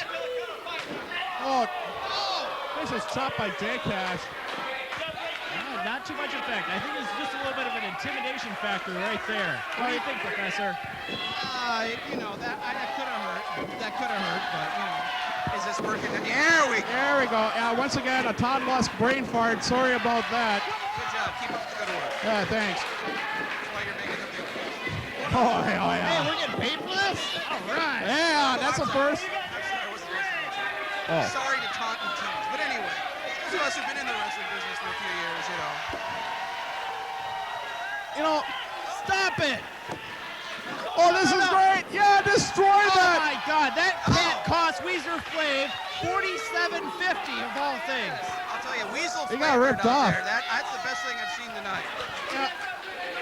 Now, I tell you what, all this chicanery and tomfoolery is not going to intimidate a person who comes into the immigrant song.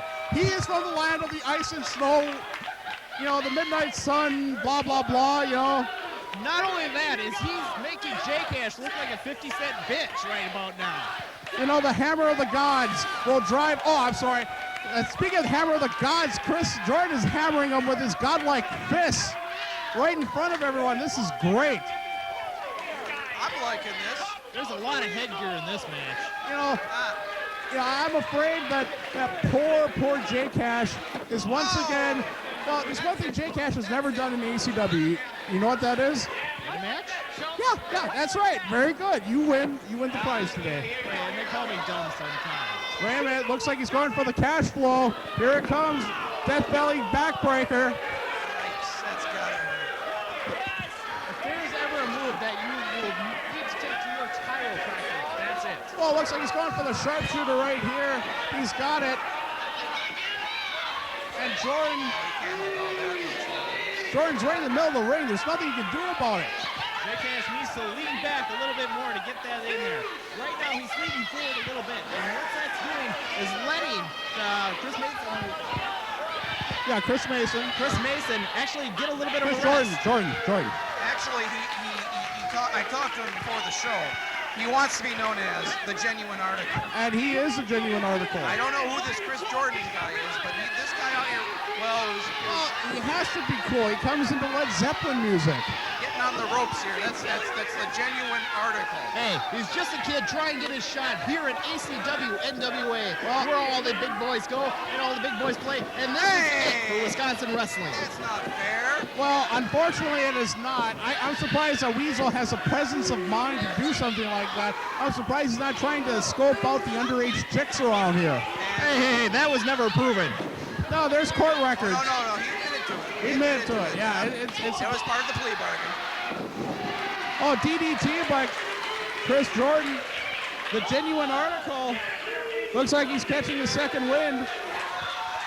Now, Chris Jordan, this is his hometown of Green Bay, Wisconsin. Well, he's actually from Ashwaubenon, so it's 2 towns over. How does he keep that bandana on for this long in a match? That's a good question.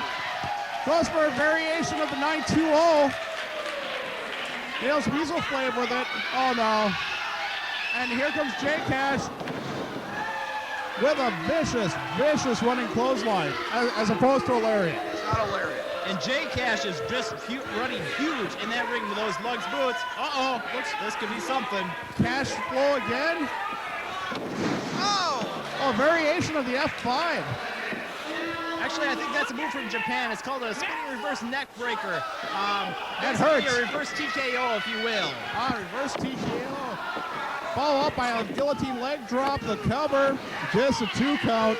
Kid's got heart. This genuine article will not be denied. No, he will not.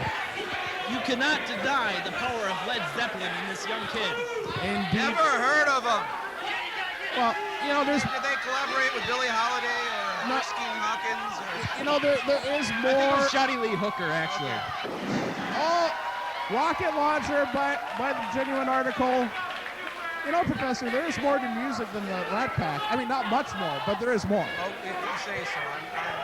Yeah, you gotta love the blues, man. You gotta love the blues. Yes.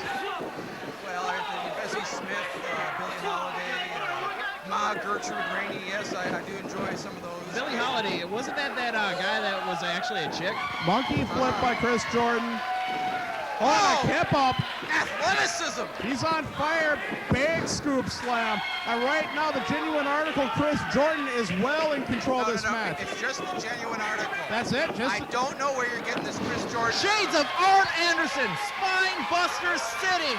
Full 180-degree rotation, beautifully done. The cover. Whoa, 2.5 just won't pull it off. If the referee wasn't slightly out of position, the Genuine Article would have gotten the victory. I have to agree with you on that one. Looking like a fisherman suplex coming up. He's got him up. Kind of let go of it. Going for the cover. And foot's on the rope. Weasel Flav, using his managerial experience, knowing his man was in trouble, saved him right there. I have never liked this Weasel flavored kid here. He's Yeah. nothing but trouble. Well, he's going to get some right now. Weasel Flav looks like he's going to be hugged or something. What is he, weasel flavored mink food? Hey, all I know is... Whoa, spear by J-Cash. This could be it. Oh, where's the hat now? Where's the hat now? Can J-Cash get a victory? That would... I'd be amazed. Cover. I would be shocked. Hey, he's cheating! Hey. And Oh, Doreen. No, they caught it. He caught it. I like he this caught it. Jason Doreen kid. You know, Doreen, once again, you notice him, but in a good way. Yes, I have. By the way, speaking of good things, where is your cousin, Tommy J. Sullivan Jr.? It was last year that we saw him. I do miss the bloke. Well, he's working in merry old England as he does. You know how that happens. And Weasel Flav just got knocked back to cell block C. Fantastic move by the Genuine Article. James Cash, Cash down.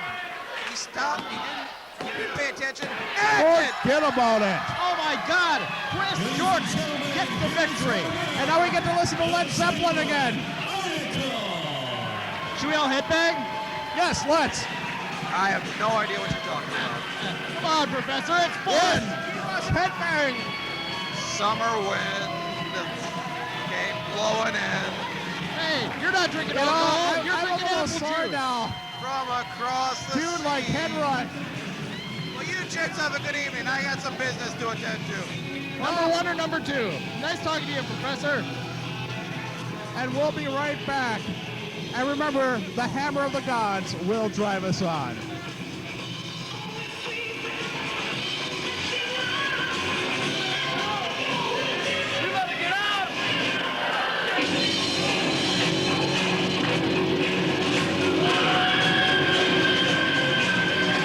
The best of ACW is coming to ACW Home Video and only on DVD. They're the matches you've been dying to see for the first time or to see again. Kujo versus the Road Dogg from the Gravel Pit in Kiel. Jerry Lynn versus Simon Diamond from Maximum Detention 2000, never before seen on video. Kamikaze Ken claims his first ACW heavyweight title over Kevin Krueger in a steel cage at Kickoff Carnage 2001. And Dino Bambino versus Adam Pearce in the steel cage at Beat the Heat 2000. These matches and more, plus all the favorite interviews from the past, like the GQ board games and Stefano Family Christmas. Order the best of ACW on home video only on DVD now. Log on to www.a2nwo.com and click on home video.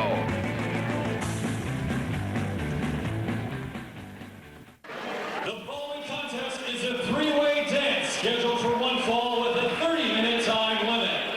And the winner will be included in tonight's Gauntlet for the Gold tournament. Your referee, James Kennedy.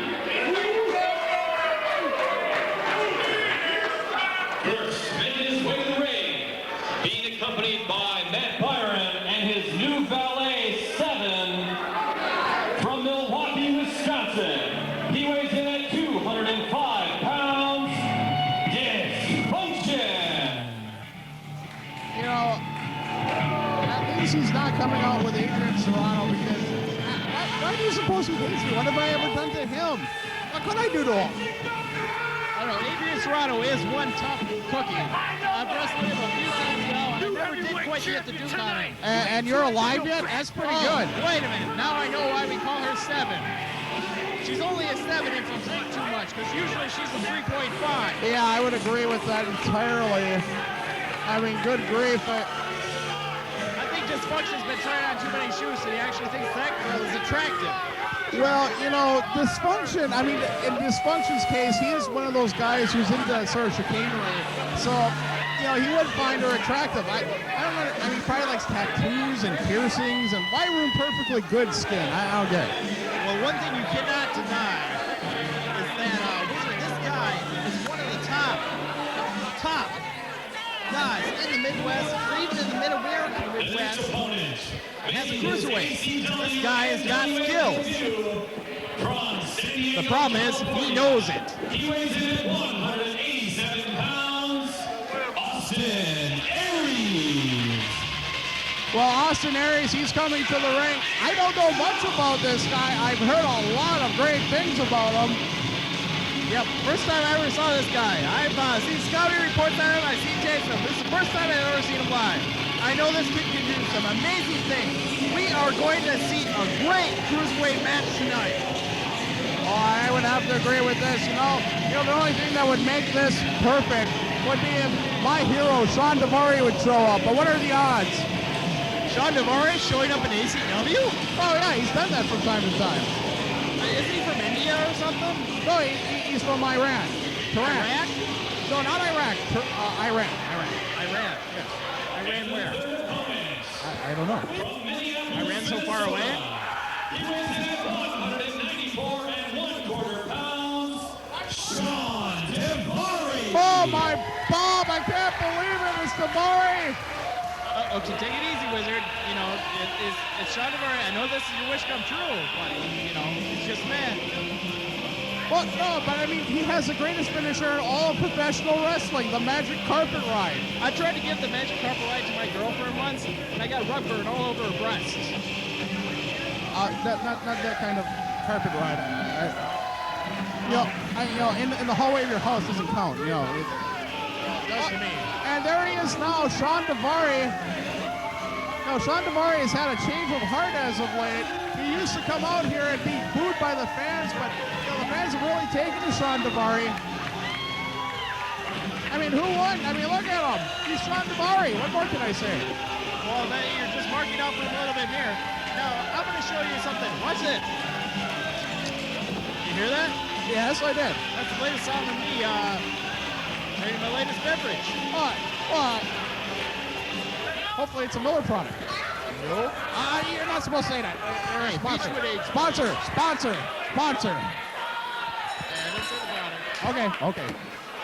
Beechwood Age. That's fair. Fresh beer does taste. I'm sorry. Anyway, back to the match. Looks like a three-way dance. This is for the Gauntlet of the Gold. The qualifier will go there. I mean, we've got three great wrestlers about to lock horns. A triple do-si-do. I just hope we can keep up with all this. Well, it's going to be difficult. Right now, Daivari seems to be holding back a little bit. Smart move by Daivari. Well, Daivari is smart. Whoa! I mean, this is difficult to call. Bodies are flying over. What a drop kick by Austin Aries. That guy can get some height. I'm getting dizzy. Good grief. I mean, I need some Demerol. You just need more alcohol. Yeah, that too. Alcohol goes great with Demerol. You know, the United Alcohol Alliance. That is an incredible move by Austin Aries. This kid came to play. And Shawn Daivari, he's going to work now into an arm bar. I know I'm new here, but what is an arm bar? Arm bar is an arm bar. You know that. You've applied many arm bars. I've applied many arm bars. It's the hottest spot of all time. Arm bar. No, I'm sure you have applied. You just don't know it. Well, it looks like Aries and Dysfunction. Looks like they're going to make out. Well, nose to nose and toes to toes, they obviously don't like each other, and they're going at it right away. Meanwhile, look at Daivari, though. Look how smart he is. Just holding back, catching his wind, picking his spot. Look at him. That's the great advantage of a three-way dance.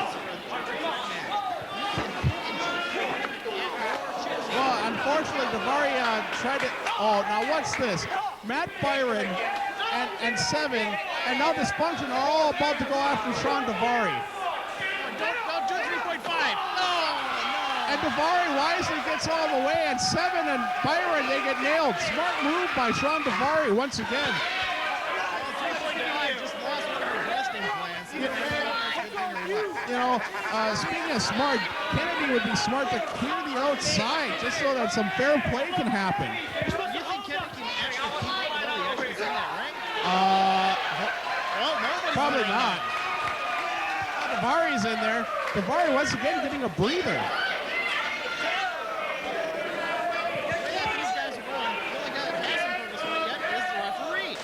Yes, that would be so. Aries getting a shot in on Dysfunction.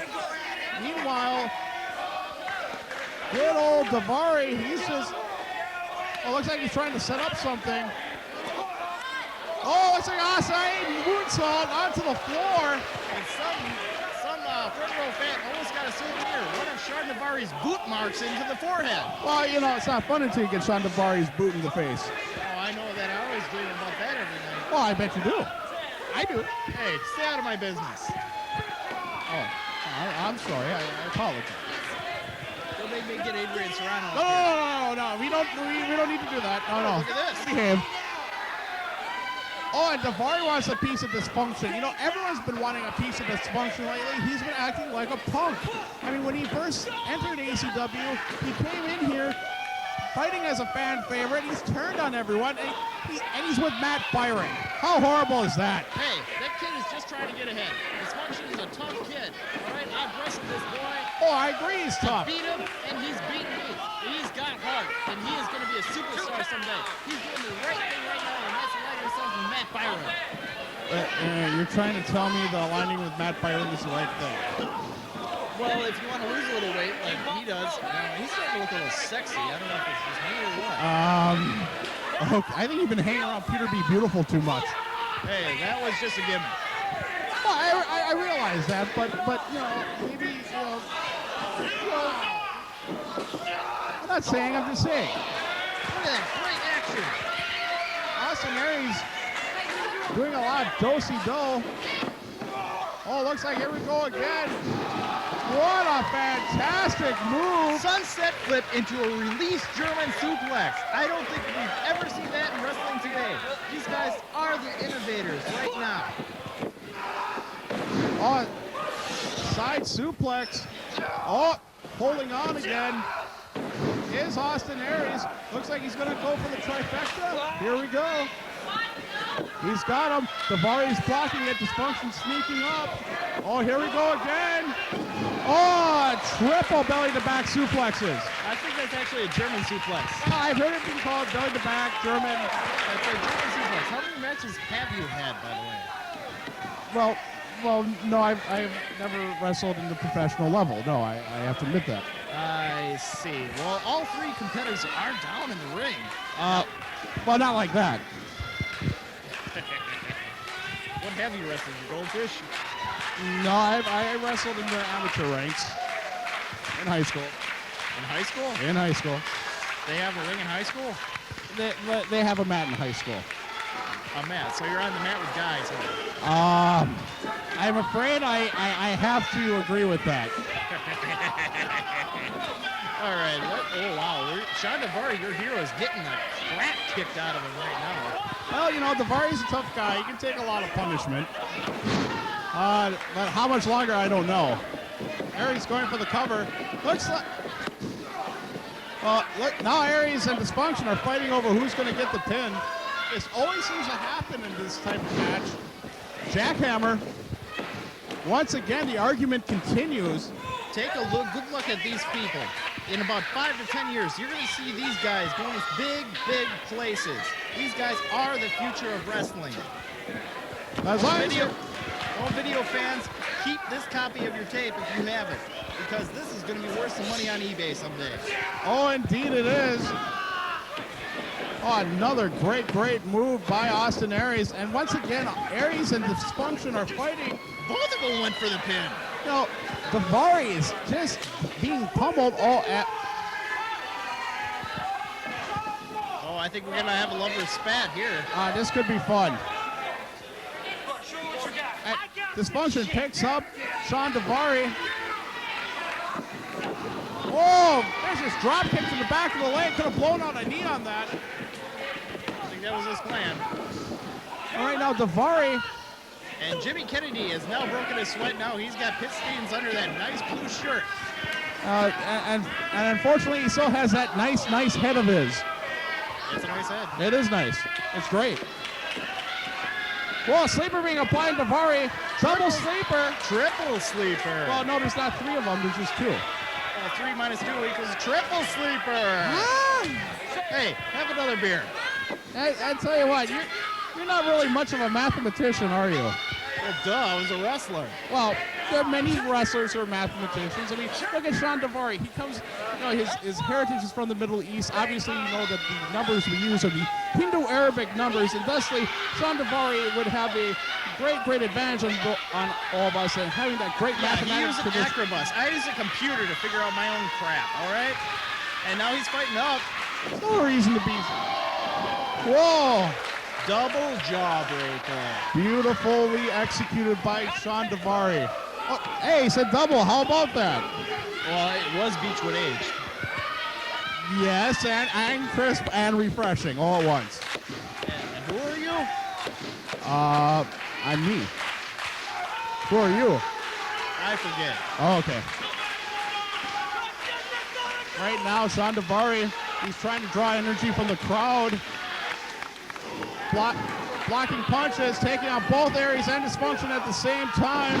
High back body drop. Man, he's beating them like they just stole his last soccer ball. That's a horrible thing. Hard elbow by Daivari. Daivari, in essence, fighting a handicap match. Oh, goes for a DDT, turns it into a flying head scissors. Great move by Daivari. Missed the cover. Austin Aries ain't having none of that. No, he broke it up pretty nicely, didn't he? Yep. Smart kid, Daivari and Austin Aries. I can see these guys going some places. Yes, indeed. Clothesline to the back of the neck. All right, now, Daivari, spine buster, beautifully executed. Is this just me, or is the spine buster just one of the most popular moves to use in this week? Well, that could be. And wait a minute, it's the carpet! Ladies and gentlemen, the greatest move! No Dysfunction! Move! In the carpet burn! In the history of pro wrestling, the Magic Carpet Ride! And, but a great guillotine leg drop from the top rope by Austin Aries breaks that up. Cover. Broken up by Daivari. Wow, this is just too much action to keep control of sometimes. I can't believe that these guys are going at such a pace for so long. What a great endurance these people have. Series of reversals. Oh, yeah. Look at that DDT. It spiked him just like a spike. Yes, indeed. And Aries is going to fly. I've heard he can pop the 450. Here he goes. Nails him with it. Oh, big deal. I could do that 45 pounds ago. And wait a minute, who won? Dysfunction gets a sneak pin by throwing Austin Aries out of the ring and then covering Daivari. Your hero. Ha. Well, even my hero makes mistakes every once in a while. The only mistake your hero made was getting into the ring with Dysfunction. No, I would disagree with that. He kind of lost control after he hit the Magic Carpet Ride. Austin Aries able to capitalize with the 450, but actually it was Dysfunction who was playing possum just long enough to get the pin on Shawn Daivari. Well, now he's going to celebrate with 3.5. Otherwise known as 7. Well, that's only if you had over a 6-pack. I haven't yet. And right now, Dysfunction does qualify for the Gauntlet for the gold. We could have. Camp Byron has 2 people in the Gauntlet for gold. What the heck is Byron doing? Well, as Dysfunction gets into the Gauntlet, this just adds a whole new dimension of what could happen in that Gauntlet match. And right now, looks like 7 is getting a piggyback ride from Dysfunction. Oh my God, that's obscene. Supposing they have children, what is their hair gonna look like? Well, it's probably gonna be that's not a sight I needed to see. They lip lock. What do you mean that's not a sight you wanted to see? You usually pay $4.95 a minute to see that on webcam. Well, yeah, but that's beside the point. All right, Shawn Daivari, great match, good effort, but just came up short. And now his nuts hurt. And right now, it almost looks like Byron. Did Byron get the services of Austin Aries? I believe so. Let's take a look at the match details. Let's see what we can get up with. It kind of looks that way. And once again, Camp Byron just keeps getting stronger and stronger. You know, someone's going to have to do something about the Byron Brigade before I die. With more weight that the man loses, the more power he gets in ACW/NWA. This is incredible. It is incredible. I thought he was bad when Club Elite was around. Now by himself, the man's a tell me about it. I made a bet with him a year ago. If he lost that much weight, I'd have to pucker up. And if you know what I mean, I don't want to do it. He's only got 30 pounds to go. Well, it was nice knowing you. Shut up! The next match for the evening is for the ACW Tag Team Championship.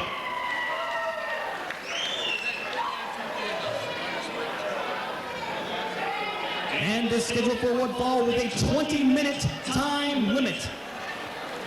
Your referee, Jason Dream.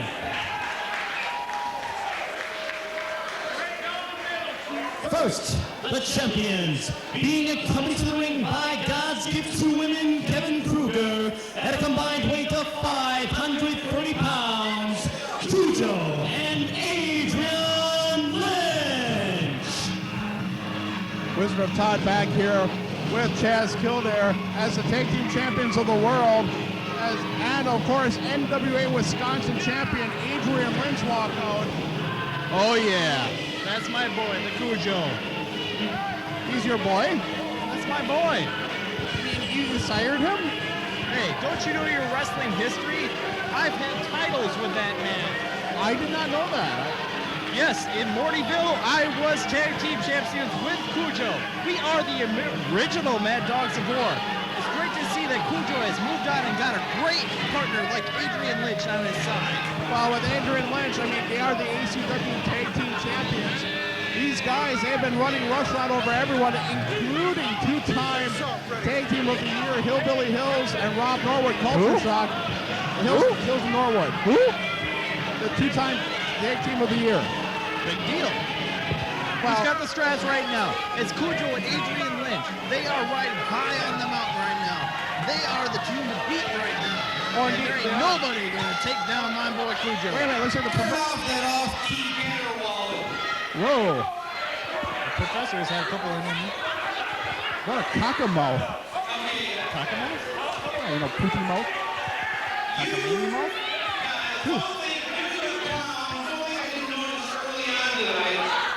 You interfered with two guys having a chance to go for the ACW-NWA, yes, that belt right there, going for that title. Well, yes, it did. You interfered with Mason Quinn and Adam Evans. Did he? Wait a minute. Yes, you did. Wait, you know what? There's some music going on. What could this mean? I don't know. Fair's fair. I don't know. I'm dumb now. In ACW, everybody gets theirs. Okay? So here is. Oh my God! Here is your new opponents. The Monster Mason Quinn and Adam Evans. At a combined weight of 425 pounds from Milwaukee, Wisconsin, Mason Quinn and Adam Evans. Have these guys ever tagged before? Not that I know of. No, this is the first time period to my belief. Mason Quinn and Adam Evans are both, I believe, rookies in here. They've both had less than a year in the business between them. Well, they're dead. I mean, I'm sorry. I mean, as much of a monster as this Mason Quinn is, he is dead. Adam Evans is dead. As much as you would like to root for these two, which I wouldn't because I love Kujo. Well, I know you do.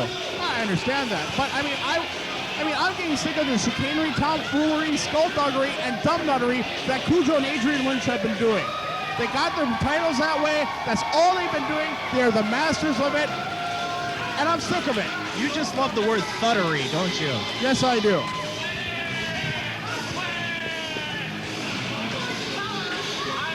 Very, very interesting matchup.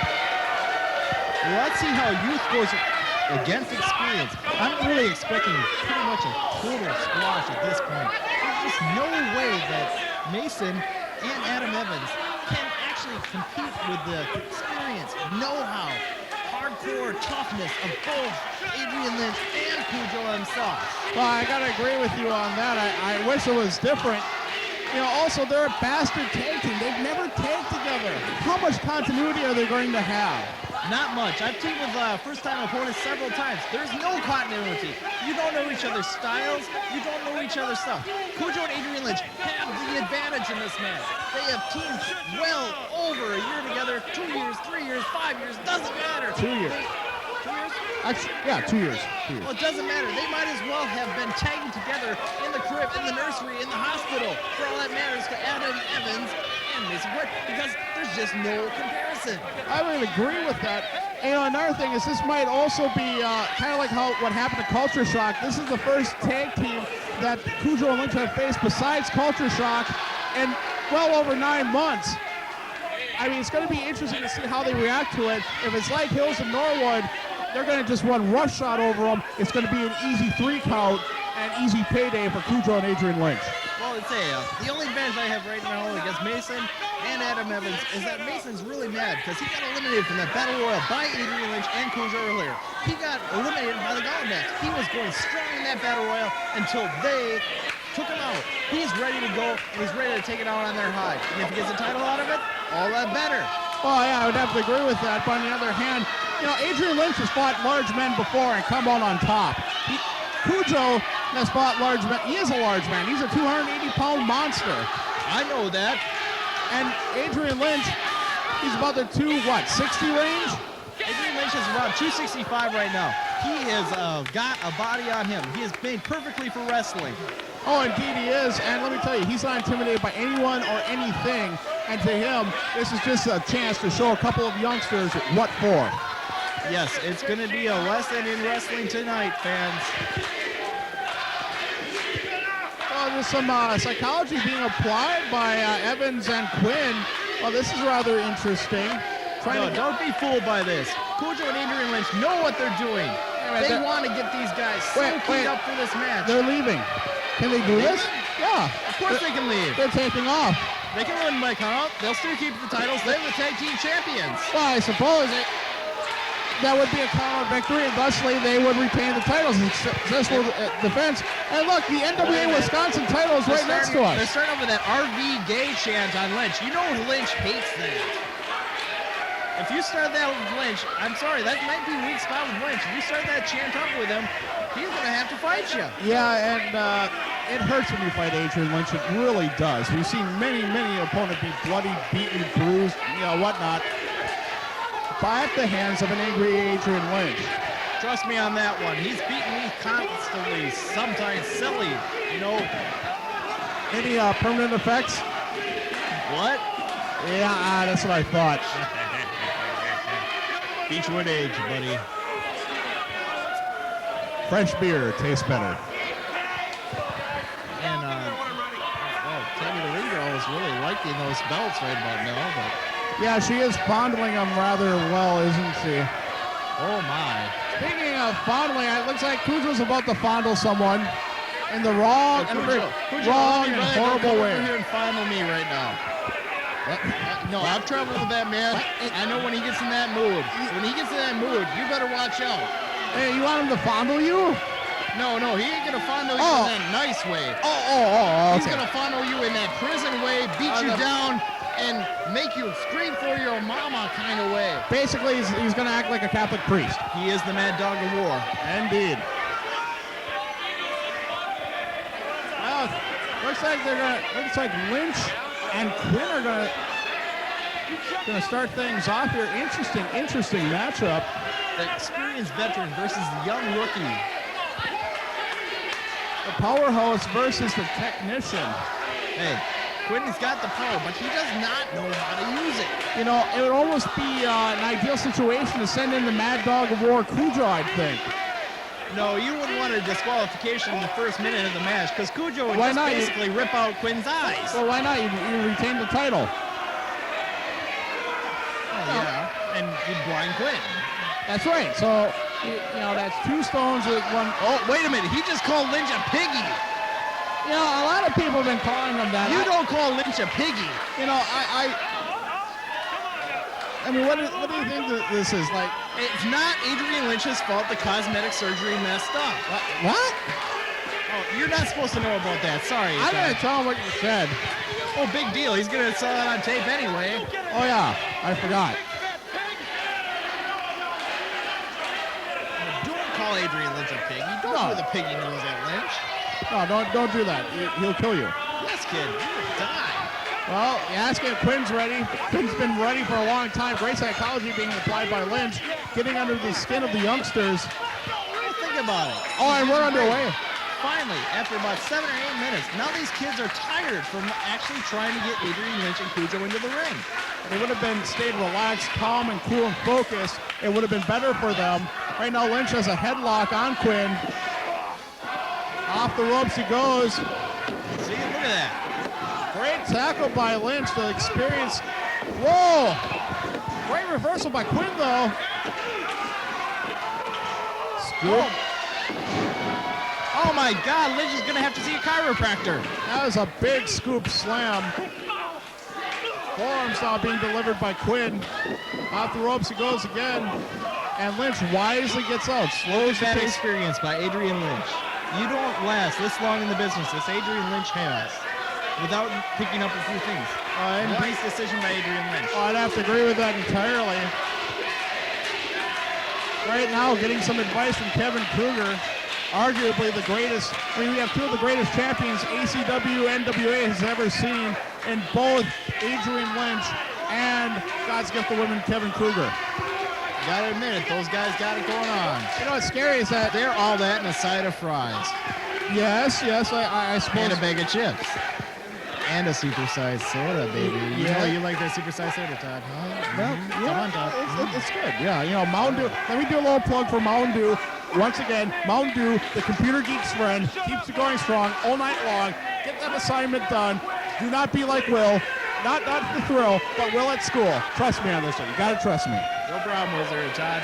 I like the Mountain Dew, but I gotta have some vodka in there. That's called a voodoo. Vodka Mountain Dew is a voodoo. Ah, voodoo. A voodoo. A good song by Godsmack to boot. Godsmack sucks. That's not very nice. Oh, hell with Godsmack. I like wrestling. I don't like music. Well, there's a lot of music in wrestling. Well, now Kujo's in there. Kujo's going up against Evans. Evans, I think you're about to be taken to school by the Mad Dog of War. Evans being... Well, Kujo does have an Achilles heel. If you get under Kujo's skin, he does tend to make a couple of mistakes here and there. That is the Kujo's Achilles heel, if you will. If you get under Kujo's skin, the temper of Kujo, he will make mistakes. And that's where you can take advantage of it. But that's something you don't want to do because Kujo becomes double dangerous. Oh, and Kujo, he's being worked over now by Evans. Evans, great reversal. Off the ropes he goes. Ducks a clothesline. Flying burrito by Evans. The cover. He ain't gonna get him. Just a 2 count. Kujo's just getting warmed up. Sometimes Kujo loves to let a guy hit him a few times just to get warmed up. And right now, it looks like we're about to be joined by Will the Thrill Santowski. You know, Thrill, one thing I've learned that you've been called lately is of course, Alfred Pennyworth. And so I got something to help you clean out the Bat Cave. Here, this will help get the residue out for you and the Bat Cave so that there's not any residue, whatever happens over there at Wayne Manor. What are you doing with an enema kit? That's what the Thrill's going to use back at the Bat Cave. Go ahead, take it, Thrill. It's yours. Back to the action. Kujo is, of course, dominating Adam Evans. Well, it kind of figures that Kujo would. I mean, he's Kujo. Who's Adam Evans? Who's Adam Edmonds? Oh, he's that guy, and he's getting beaten right now. You know who Adam Edmonds reminds me of? No. A very young Ice Walters of all people. Oh, good. Now, there's no need for insults. Well, think about it. You got the hair, you got the sky blue tights. Yeah. You got the lack of experience. You got yourself. Wait a minute. I think that is Ice Walters. Maybe just change his name. I hope not. Ice Walters. I mean, is he still alive? I mean, Yeah, he does. He sells Kias at a local dealership somewhere. And with that attitude, all right. All right, what are you talking about attitude? I have more attitude than anybody. I understand that. We appreciate it. Armbar being applied on Adrian Lynch right now. Didn't cinch it up all the way. Let's Lynch take it off. Quinn off the ropes. And God's gift to women tripping Quinn and allowing Adrian Lynch to go right to work, working on the back of Quinn. What are Quinn and Adams even thinking of signing this match between Adrian Lynch and Kujo? Well, it is a great opportunity to get tag team belts. I mean, they're not going to be heavyweight champions tonight. It's also a great opportunity to sell Amway, if you believe that kind of hoopla. P&G satanic. I know, I read in my Amway pamphlet. That's why I invest in P&G. I'm evil, damn it. Speaking of evil, the Mad Dog of War is back in there. He's from the evil lair of Nice Heads. And speaking of Nice Heads, oh no, it's a leg drop. I was thinking he was going for the nice headbutt, but that wasn't the case. No, Kujo knows it's too early to go for the nice headbutt. He wants to soften this powerhouse up. You know, Quinn may be a rookie, but he's got a lot of power. Adrian Lynch and Kujo know that they got to weaken them before they go in for the big kill. Oh, indeed so. And those short clotheslines that Kujo's meeting out is doing just that. Oh. And don't forget about Kevin Krueger outside of the ring. Well, Kevin Krueger definitely has been running roughshod over everyone, and having him in your corner, in effect, turns it into a handicap match. How Evans and Quinn are going to counter this. Another short clothesline on the big man. I'm sorry, these kids don't have a prayer. Right now, it's a clinic. It is a clinic. And, whoa, Kujo's very surprised on that. And Lynch is going to show him his shoe. I bet you right now Quinn can tell him the exact size of Adrian Lynch's shoe. And how it tastes. Oh, indeed. Hard right by Adrian Lynch. Hard head Quinn has. Lynch had to shake it off. Oh, shoving Doreen, risking a DQ, which wouldn't be too bad. Drop toe hold by Adrian Lynch. Oh yeah, takes the back control of it. Right into front face lock. Front chancery. Right now, just showing these two how it's done. Great moves by Adrian Lynch. I felt Adrian Lynch's front face lock. It doesn't look like much, but believe me, he's squeezing your neck so hard you can't breathe. Oh, I believe that. But Quinn's trying to power out, trying to get to Evans. Right now, Kujo very wisely distracting the referee. And we've seen this time and time again from Kujo and Lynch. That is just good teamwork. People say they may hate Kujo and Lynch, but they get the job done. They have the titles. They know what it takes to win. Here's the cover by Kujo. Is Kujo even the legal man? Who cares? Well, yeah, I care. Yeah. Well, that's what your opinion is. Yes, it is. Right now, Kujo has Quinn up. Quinn's been in that ring way too long. He needs a tag. That headbutt, I'd say that's pretty nice. Not the nicest, but the nice headbutt nonetheless. Well, that's just a sort of nice headbutt. Sort of nice, yeah. And that's sort of a vicious right by Kujo. Oh, come on. Kujo's just playing with him right now. Well, yeah, of course he is. He's Kujo. He's a Mad Dog of War. He can do whatever he wants. Quinn trying to fight back. Right in the eye by Kujo. Yeah, that's right. That's Mad Dog style. Hard right, scoop slam coming up. You see, Wizard, when you were still in high school masturbating to pictures on the internet, me and Kujo were taking up the tag team scene. That's wonderful. Well, there wasn't the internet in high school when I was in high school. Oh, it wasn't the internet, so you just used the old Playboys? Yeah, Playboys. Yeah. Playboys. Penthouse. panels for him. You're a very sick man. Thank you. I try. I really do.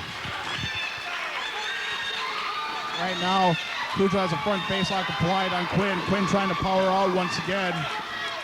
Evans is just dying to get in there. And it looks like Kujo showing a little desperation. And once again, nice job by Adrian Lynch, distracting Jason Doreen again. Wait a minute. Oh, what is going on? Yeah, there's some double teaming going on. I think things are just broken down in there. Well, Jason Doreen has kind of lost control a little bit, but Kujo and Lynch reestablished for him really quick. And once again, no tag, just Lynch going in there. Yep. Nice switch. Bad mistake by Jason Doreen. He should know who the legal man is in there at all times. Jason Doreen is still a young referee and sometimes misses stuff like that. They are taking advantage of the referee's inexperience in this case. You know, front face lock applied by Quinn, on Quinn by Lynch. And once again, Quinn powers up. It's the same thing. Kujo's just these guys, they know exactly how to make it so that the referee's distracted each and every time. They are that, and once again, another switch. They are just that damn good. I would agree with that. Here's the cover. 2 count. Where's Mason Quinn finding the energy to kick out? Well, probably gas. He needs to fart. Yep. Oh, all right. That's kind of interesting. Hey, whatever it takes to do to get your shoulders off that mat before the 3 count. You Oh, gotta fart, so be it. Looks like Machumba Bomb's coming up. He has them all set up. Quinn's trying to fight out of it. Quinn's got him. Sunset flip coming up. The cover.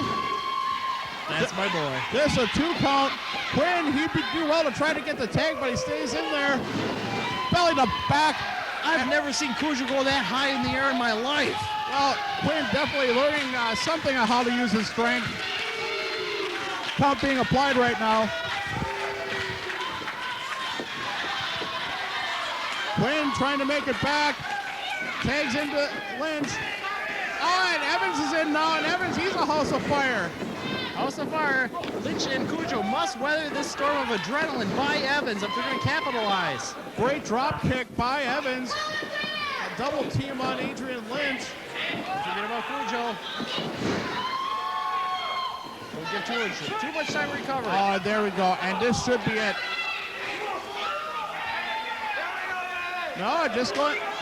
Looking like going for a suplex. High Forget about it. Wait a minute. Wait, what the? Short package. Oh, wait a minute. That's it. I can't believe it. Kujo, no.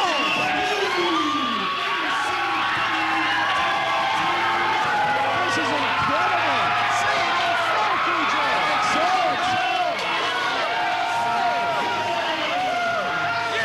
Unbelievable.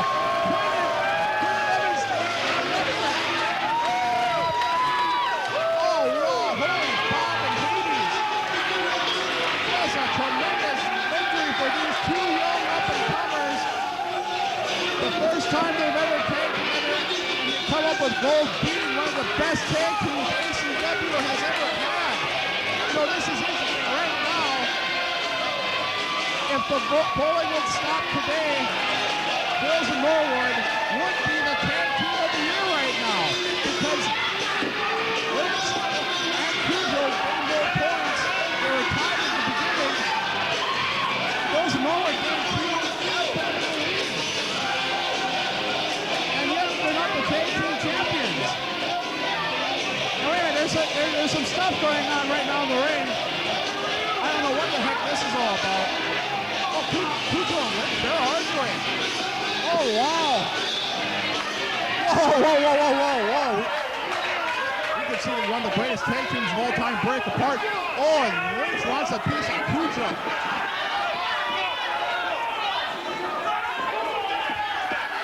And Kujo's responding in kind. And right now, looks like Kevin Krueger is trying to keep some peace in here. He's a little depressed about this. It's been a rough night. Kevin Krueger's been frustrated all night. The same shenanigans that Kujo and Lynch have done.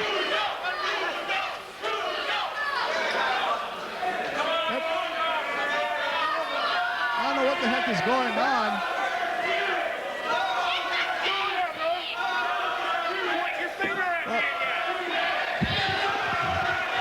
Well, this is very interesting right now.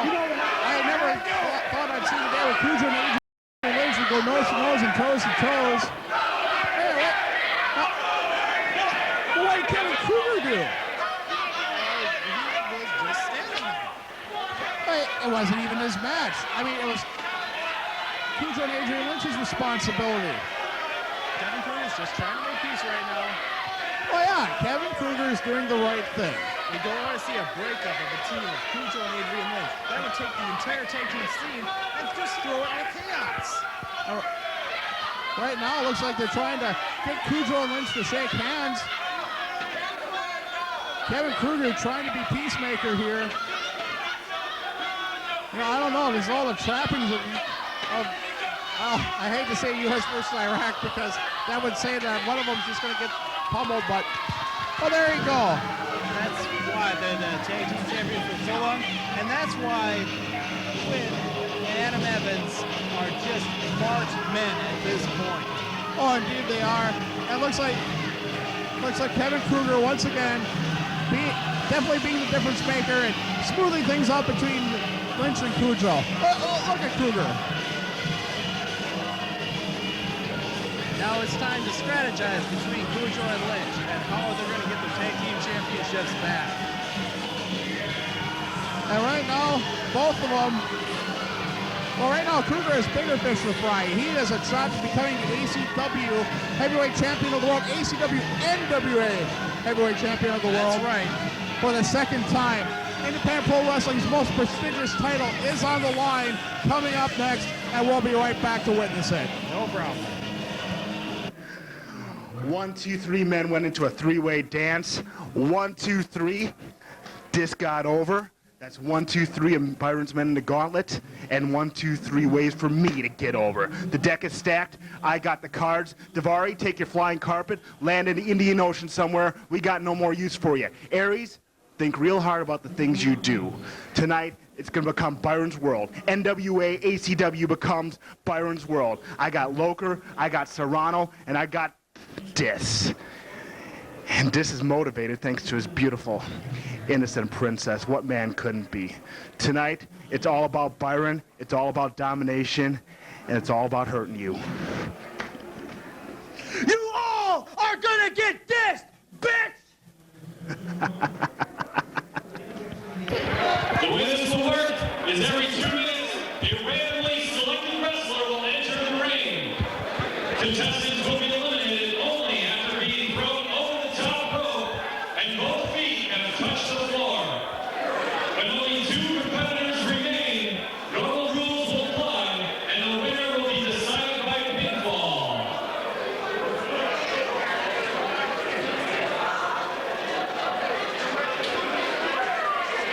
Your first contestant, he's the #1 contender to the ACW Heavyweight Championship from Lost Park, New Jersey. He weighs in at 210 pounds, the hardcore luchador, Dino Bambino. Wizard of Todd back there. This is the event we've been waiting for all night, Chaz. The Gauntlet for the gold. Yes, this is for all the marbles, all the glory.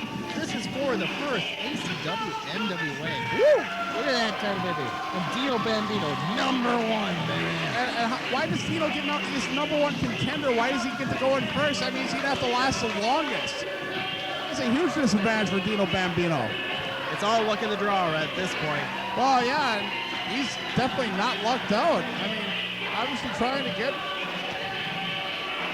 Well, this is where you separate your manhood from your nuts. Yes, I suppose you would at that. So let's see how much nuts Dino Bambino has. Well, I can assure you Dino has a lot of nuts. How do you know that? Well, he's beating Sam Hain. From St. Peter, Minnesota, he weighs in at 235 pounds, Horace The Psychopath. What? I didn't wait a minute. This can't be. Yeah, I thought Horace was like gone forever, but here he is. just to show you anything is possible at ACW. Wow, Horace the Psychopath back here at ACW-NWA. This is just a huge surprise. Can you imagine if Horace wins the title? Well, surprise or not, he's only number 2. We got to go through 10 people in this thing. Wait a minute, you're saying he's poop? No, I'm not saying Horace is poop. Well, you said he's number 2. Yeah, shut up, you bum. Well, we're about to start off now. Rules are men come in at 2 minutes. They are randomly chosen. Horace is the first wild card, one of 2. Dino Bambino, number 1 contender, didn't really help him too much as he was the first man in. I don't know if I would be going this hard at this point, but Dino Bambino and Horace the Psychopath are 2 very intense wrestlers. This may prove to their disadvantage later on during the match. You know, I've been thinking, you know, and they could just say, you know, why don't we wait till the ring fills up and then start, but, you know, I suppose it's not going to happen, is it? Not with Dino Bambino and Horace the Psychopath. No. These guys have yet to face off each other in just one-on-one action, at least in ACW, I believe. Oh, quite a bit of facing off going on right now. Whoa! Hard right by Dino Bambino. He almost knocked him out of his face paint. Oh, high scissors kick. Another one of those, and Horace is actually going to be sane. No, that'll never happen. Whoa. Japanese Yakuza kick. Yeah, nice. Oh, looks like the victory roll. Early application of it. It's more or less of a rolling senton. Rolling senton, okay. Flying rolling senton. Flying rolling senton. But it just hurts like a son of a bitch. That's all I know. There's some action going on outside the ring. Oh, wait a minute, he's biting Dino. What the heck is up with that? Hey, he just wants to get a taste. That's cannibalism. He's going to get encephalitis. Oh, yeah, you tell him that. No, he'll bite me too. Exactly. Well, he's a psychopath. Yeah, so you want to tell him that? Well, why don't you? You must have made friends with him, right? No. I'm retired, all right? I'm tired. No, I'm not saying wrestle him. I just say talk to him. I mean, I want nothing to do with Horace the Psychopath whatsoever. Because, oh, wait a minute, we got another entrance. Who's coming now? UFC veteran and 2-time extreme fighting champion from Milwaukee, Wisconsin. He weighs in at 213 pounds, Adrian Serrano. Oh, here he is. Serrano's coming in real quick. Wait a minute. So what's Byron doing? Byron's holding him back. He's saying just let them beat on each other. Smart managing by Byron. Indeed so. Every second that he stalls Serrano going in the ring means that's an extra second gain for Adrian Serrano, possibly going over in this match, getting the Duke, and winning the title. Yes, I would agree with that. A fantastic strategy by Matt Byron. I'm surprised he had the brains to think of it. I mean, yeah. Maybe that's why he's sickening Serrano after all. I really wish Hollywood would get back into their old outfit. Yes, I could Hollywood see. sweats. I don't know. Yeah, the advantage of that, the old outfit is... Okay, back in the ring, Horace is still beating on Dino with that camel clutch submission maneuver, and now hitting him in forehead shots. All right, now we're at the point of the match that we are still, you have to eliminate a battle royal style over the top rope. This may prove to be a disadvantage of Dino Bambino because Dino Bambino loves to leap over that top rope. If he leaps over the top rope onto a guy, he hence eliminates himself. Yes, that would happen, and that is a possibility because to defend Horace a little bit, can't be responsible for himself. He's insane. He is bat dumb crazy. Yeah, but he's crazy enough to get a wrestling license. That's pretty crazy. Oh, roll up by Bambino. That doesn't matter right now Does not matter unless there's only 2 red people left in that ring. And right now, well, Serrano never entered yet, but technically speaking, there is 3. And it's just the beginning. So, another person's about to enter. I wonder who it could be. From Milwaukee, Wisconsin. He weighs in at 205 pounds. Uh-oh. Dysfunction. Well, now I see Matt Byron's strategy. it's a little 2-on-2 action is going to go on. Both men have It's Dysfunction coming down with 3.5. I guess he drew number 4 in this match. Is she version 3.5? I don't know if she's version 3.5, but she says she's 7, but I don't know. She looks like a 3.5 to me, but I'm not drunk yet. Maybe if you get enough fuel in me, she'll turn into a 7. That's a possibility. Well, is Bambino broke open?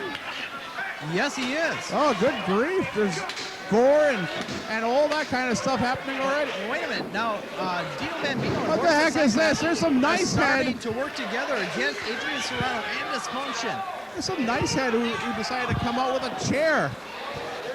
Well, ACW security was on top of it. Very good on top of that. Good job, security guys. Right now, there's a pin being applied and a camel clutch. That doesn't matter right now. You have to eliminate them Royal Rumble the guy can style. say, I really give. It wouldn't matter at this point. The only thing that matters at the point, until there's 2 men left, is that they go over that top rope. Oh, this is really interesting. Adrian Serrano is in a position, is in a camel clutch position.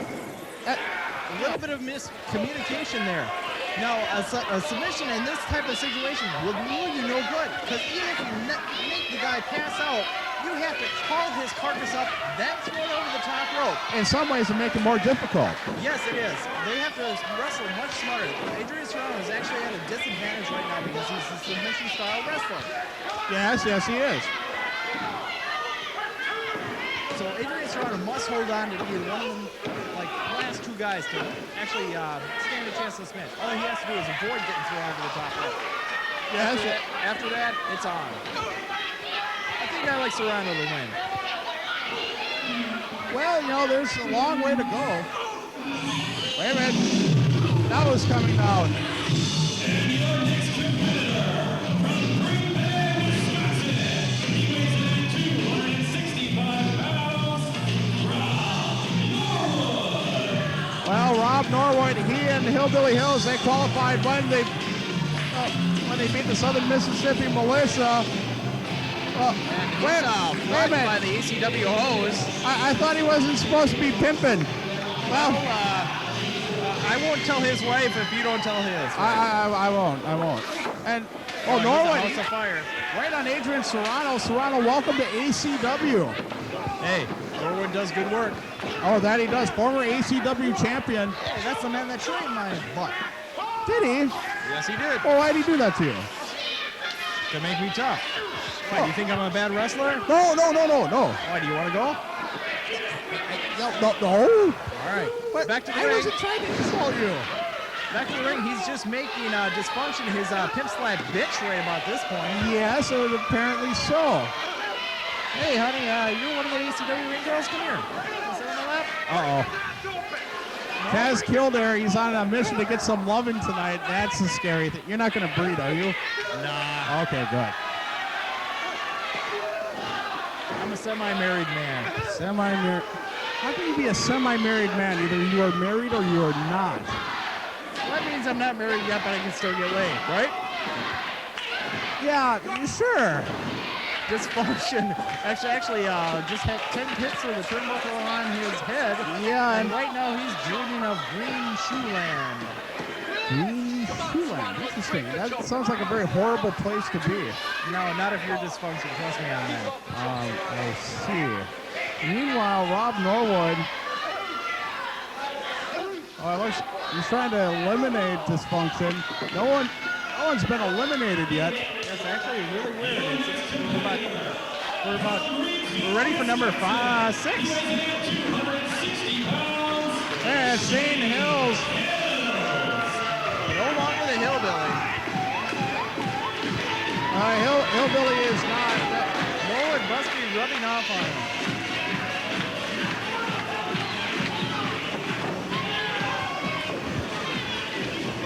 You know what the funny part about Hillbilly Hills is? Shane Hills? No, what's the funny part about Shane? He still jobbed to be an NWA. That's a running joke. Go with it. I don't know where to go with it, too. I'm sorry, I fumbled. I apologize. Well, it just looks like right now, Culture Shock is making Adrian Serrano and Dysfunction look like 2 little punks right about this point. Well, that's hard to do. Both these guys are two of the toughest in the Midwest, but, you know, Hills and Norwood, they are that great of a tag team, and you're not going to give them on that. And Trainwreck coming up. You cannot just discredit the accomplishments of Adrian Serrano and Dysfunction. Adrian Serrano is in a video game, for Christ's sake. That means he's pretty damn tough. He was in Fire Pro Wrestling. I believe that. He's wrestled in Japan. Yes, he has. He's fought Kivo, for Christ's sake. Yes, he has. But right now it doesn't matter because Norwood's beating the crap out of him. Now, on outside of the ring, looks like Horace the Psychopath. What's he going after right now? Snack? Yeah, it looks like he's snacking on Bambino outside. Oh, there he goes again. They are still focusing on each other. Hills and Norwood Serrano's are about to be introduced to Shane Hills. How do you do, sir? Just fine, thank you. Oh.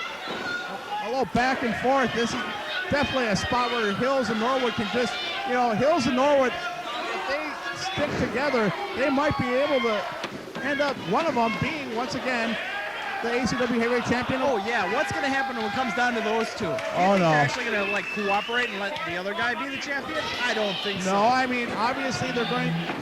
Wait a minute. What? Who's coming out now? I'm from Oshkosh. You are. Interesting. But Loker's much tougher than me. That guy is huge. He is as strong as the day is long. And right now, it looks like Camp Byron is in there at full strength, which is... Hey, come here, honey. Oh, I finally got one here. What's your name, honey? Rochelle. Rochelle, you're one of the ACW ring girls. What do you think of this main event match? Well, Rob better kick some butt. Rod? Rob. You know that's his name, right? Yes, I... And he's the Pimp Daddy? We just had our first elimination. All right, thanks a lot, baby.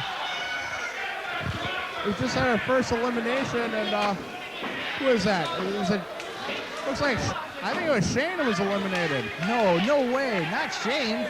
Yes, I believe. Wait a minute, is it both of Culture Shock that went out? That's a possibility. No, this can't be happening. Whoa, they were dominant early on. Really. Well, look at That was just a tough break for Culture Shock. Abomination by Big Daddy Loker. And Serrano, he's going to work on Horace the Psychopath. Just a beating on by all three members. Right now they're riding high. Dino and Bambino and Horace the Psychopath must work together right about now because they're working on a 3-on-2 advantage. If they keep on fighting each other, the other three guys are just going to sit back and watch and then pick and choose. Yes, indeed.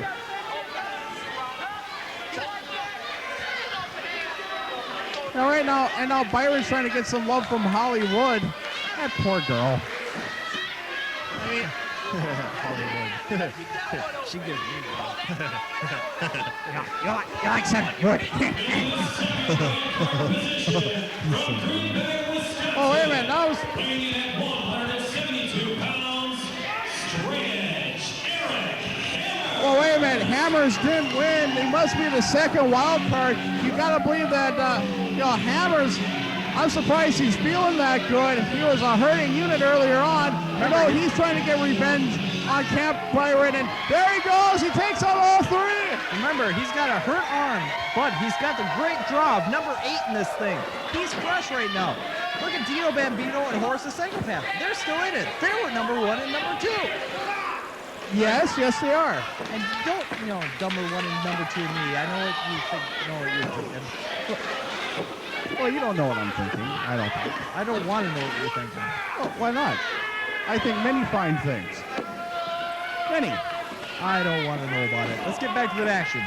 And, what action there is right now.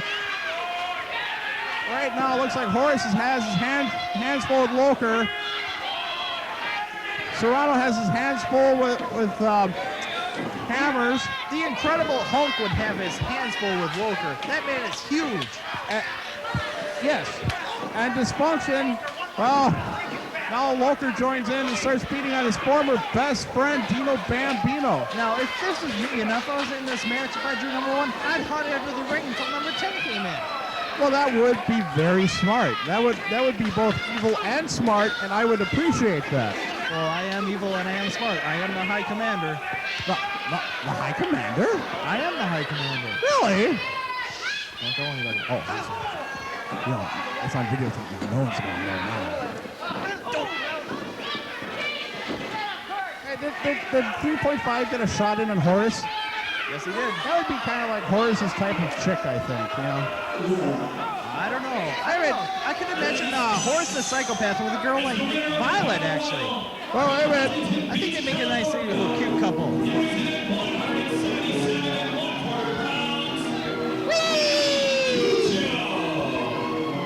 And they got him for $100 million.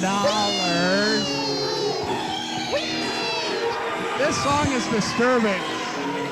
Oh, just to let you know, you can order it on the Wii. And look at Mini-Kujo. It goes right after Loker. Little man going after the big man, but no, it ain't gonna happen.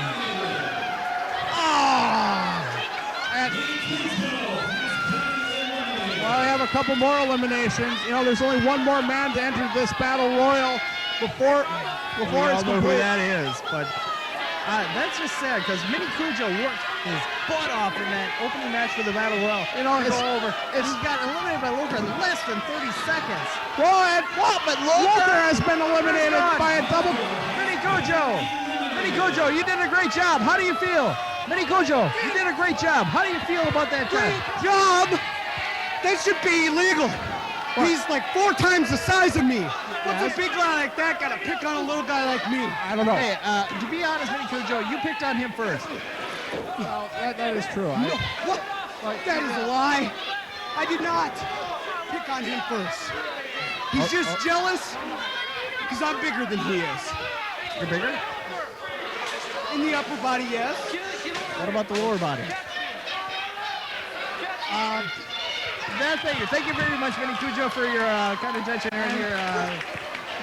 And speaking of insane stuff, okay, here's a Hammers copy of your theme has song just if you done a need it. suicide dive on members of Camp Byron, and Hammers is gone. oh my God! Look at that! That Horace the Psychopath. He's on his feet, and here comes the last competitor. Last competitor in the ring. We don't know who this is. We all know that Eric Hammers gave his best, but it's time for the next competitor to come into the ring. I wonder what's going to happen if Eric Hammers meets Kevin Krueger on the way to the ring. Okay, let it go. And Kevin Krueger has a prime opportunity to become a 2-time ACW-NWA heavyweight champion of the world. He and Horace the Psychopath are going nose to nose and toes to toes, trading blows. Now we are down to these just 2 people. I don't see Bambino anywhere. Where did Bambino go? I don't know. I mean, Tough break, Loker. well, don't attract attention over to us. Hey, you be quiet right now. Hey, Adrian Serrano. No. Hey, Adrian Serrano. No, we don't want that. Wizard says hi. No! I don't have a problem. Your prom fest. I don't have one. I'm sorry. Help. Uh-oh. That ain't gonna happen. It feels bad to me. Look what I have to put up with. Oh my God, Horace the Psychopath really beating on Kevin Krueger right now. Dino Bambino low-bridged him. He low-bridged him. Horace is out. Well, Horace is out. Well, where's Bambino must still be in it. Now we're down to 2. Dino Bambino and Kevin Krueger. The winner takes all right about now. Bambino's in the ring, hurting Una in the middle. Did the ringer actually just say pinfall only calls Shawn anyway? I would not know that.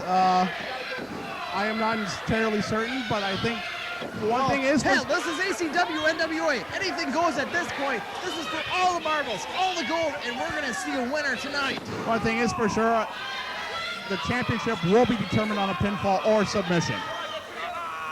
Oh, and he's stretching out Bambino.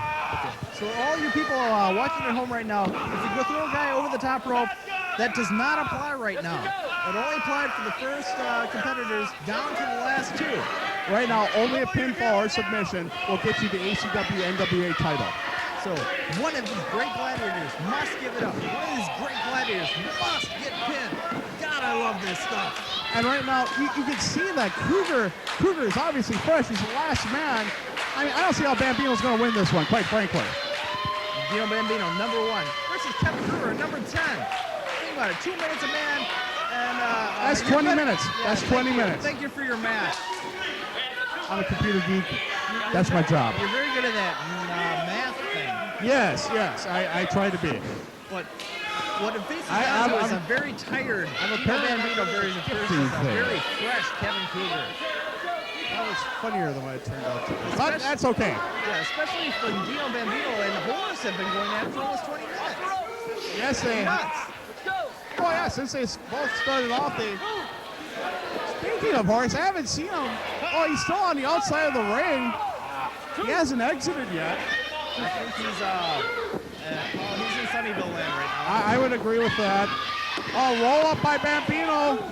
2 count as the ACW-NWA official referee. Never count Dino Bambino out. Trust me on this. He's a very hard man to beat. Well, what if he is counted out? I mean, the referee counts him out. Then couldn't you count him out then?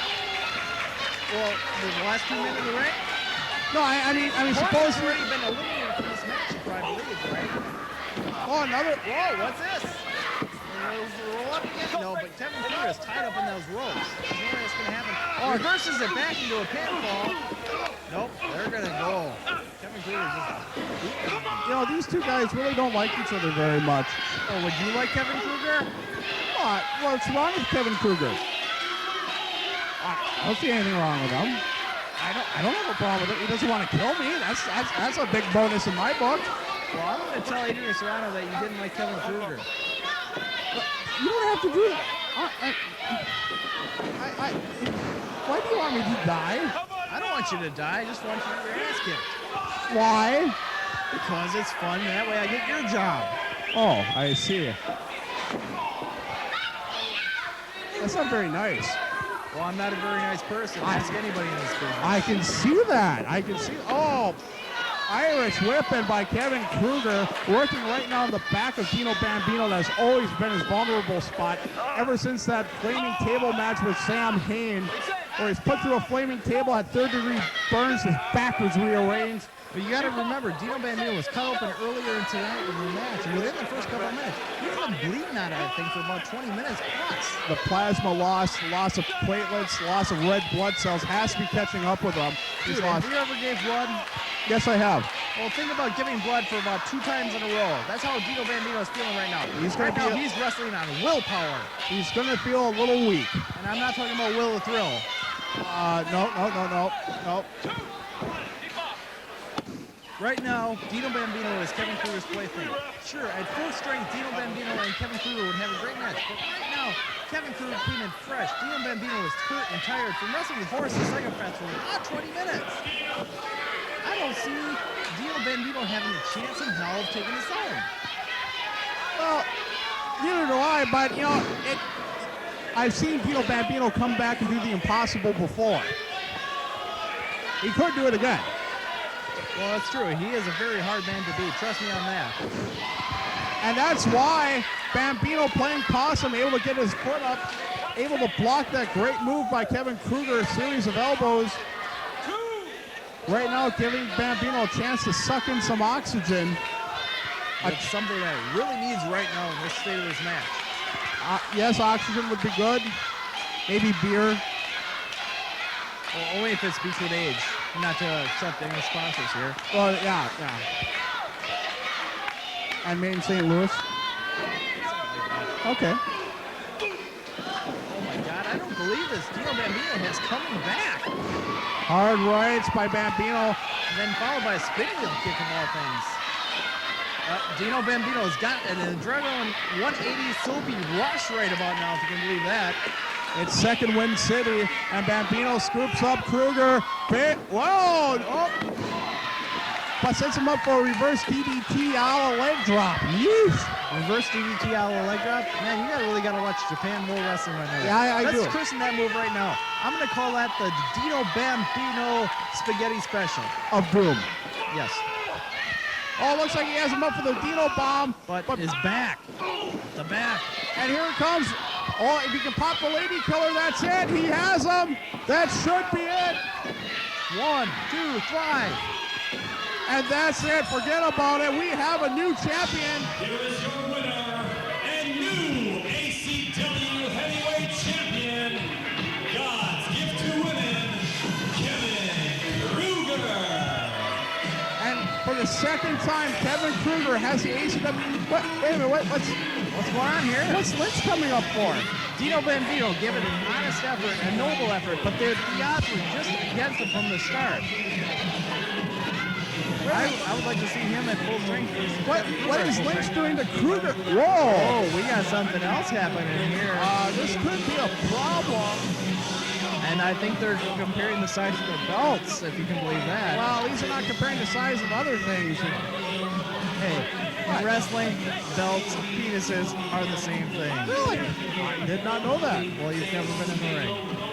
I've been on the mat. Adrian Lynch saying his belt is bigger than Kevin Krueger's belt. Kevin Krueger saying his and belt Horace and Dingbat is in, as well as Dino Bambino. Those two guys, they're trying to compare parts, and it left them wide open. Oh my God, Horace the Psychopath is just launching on Adrian Lynch's nutsack, if I can say that.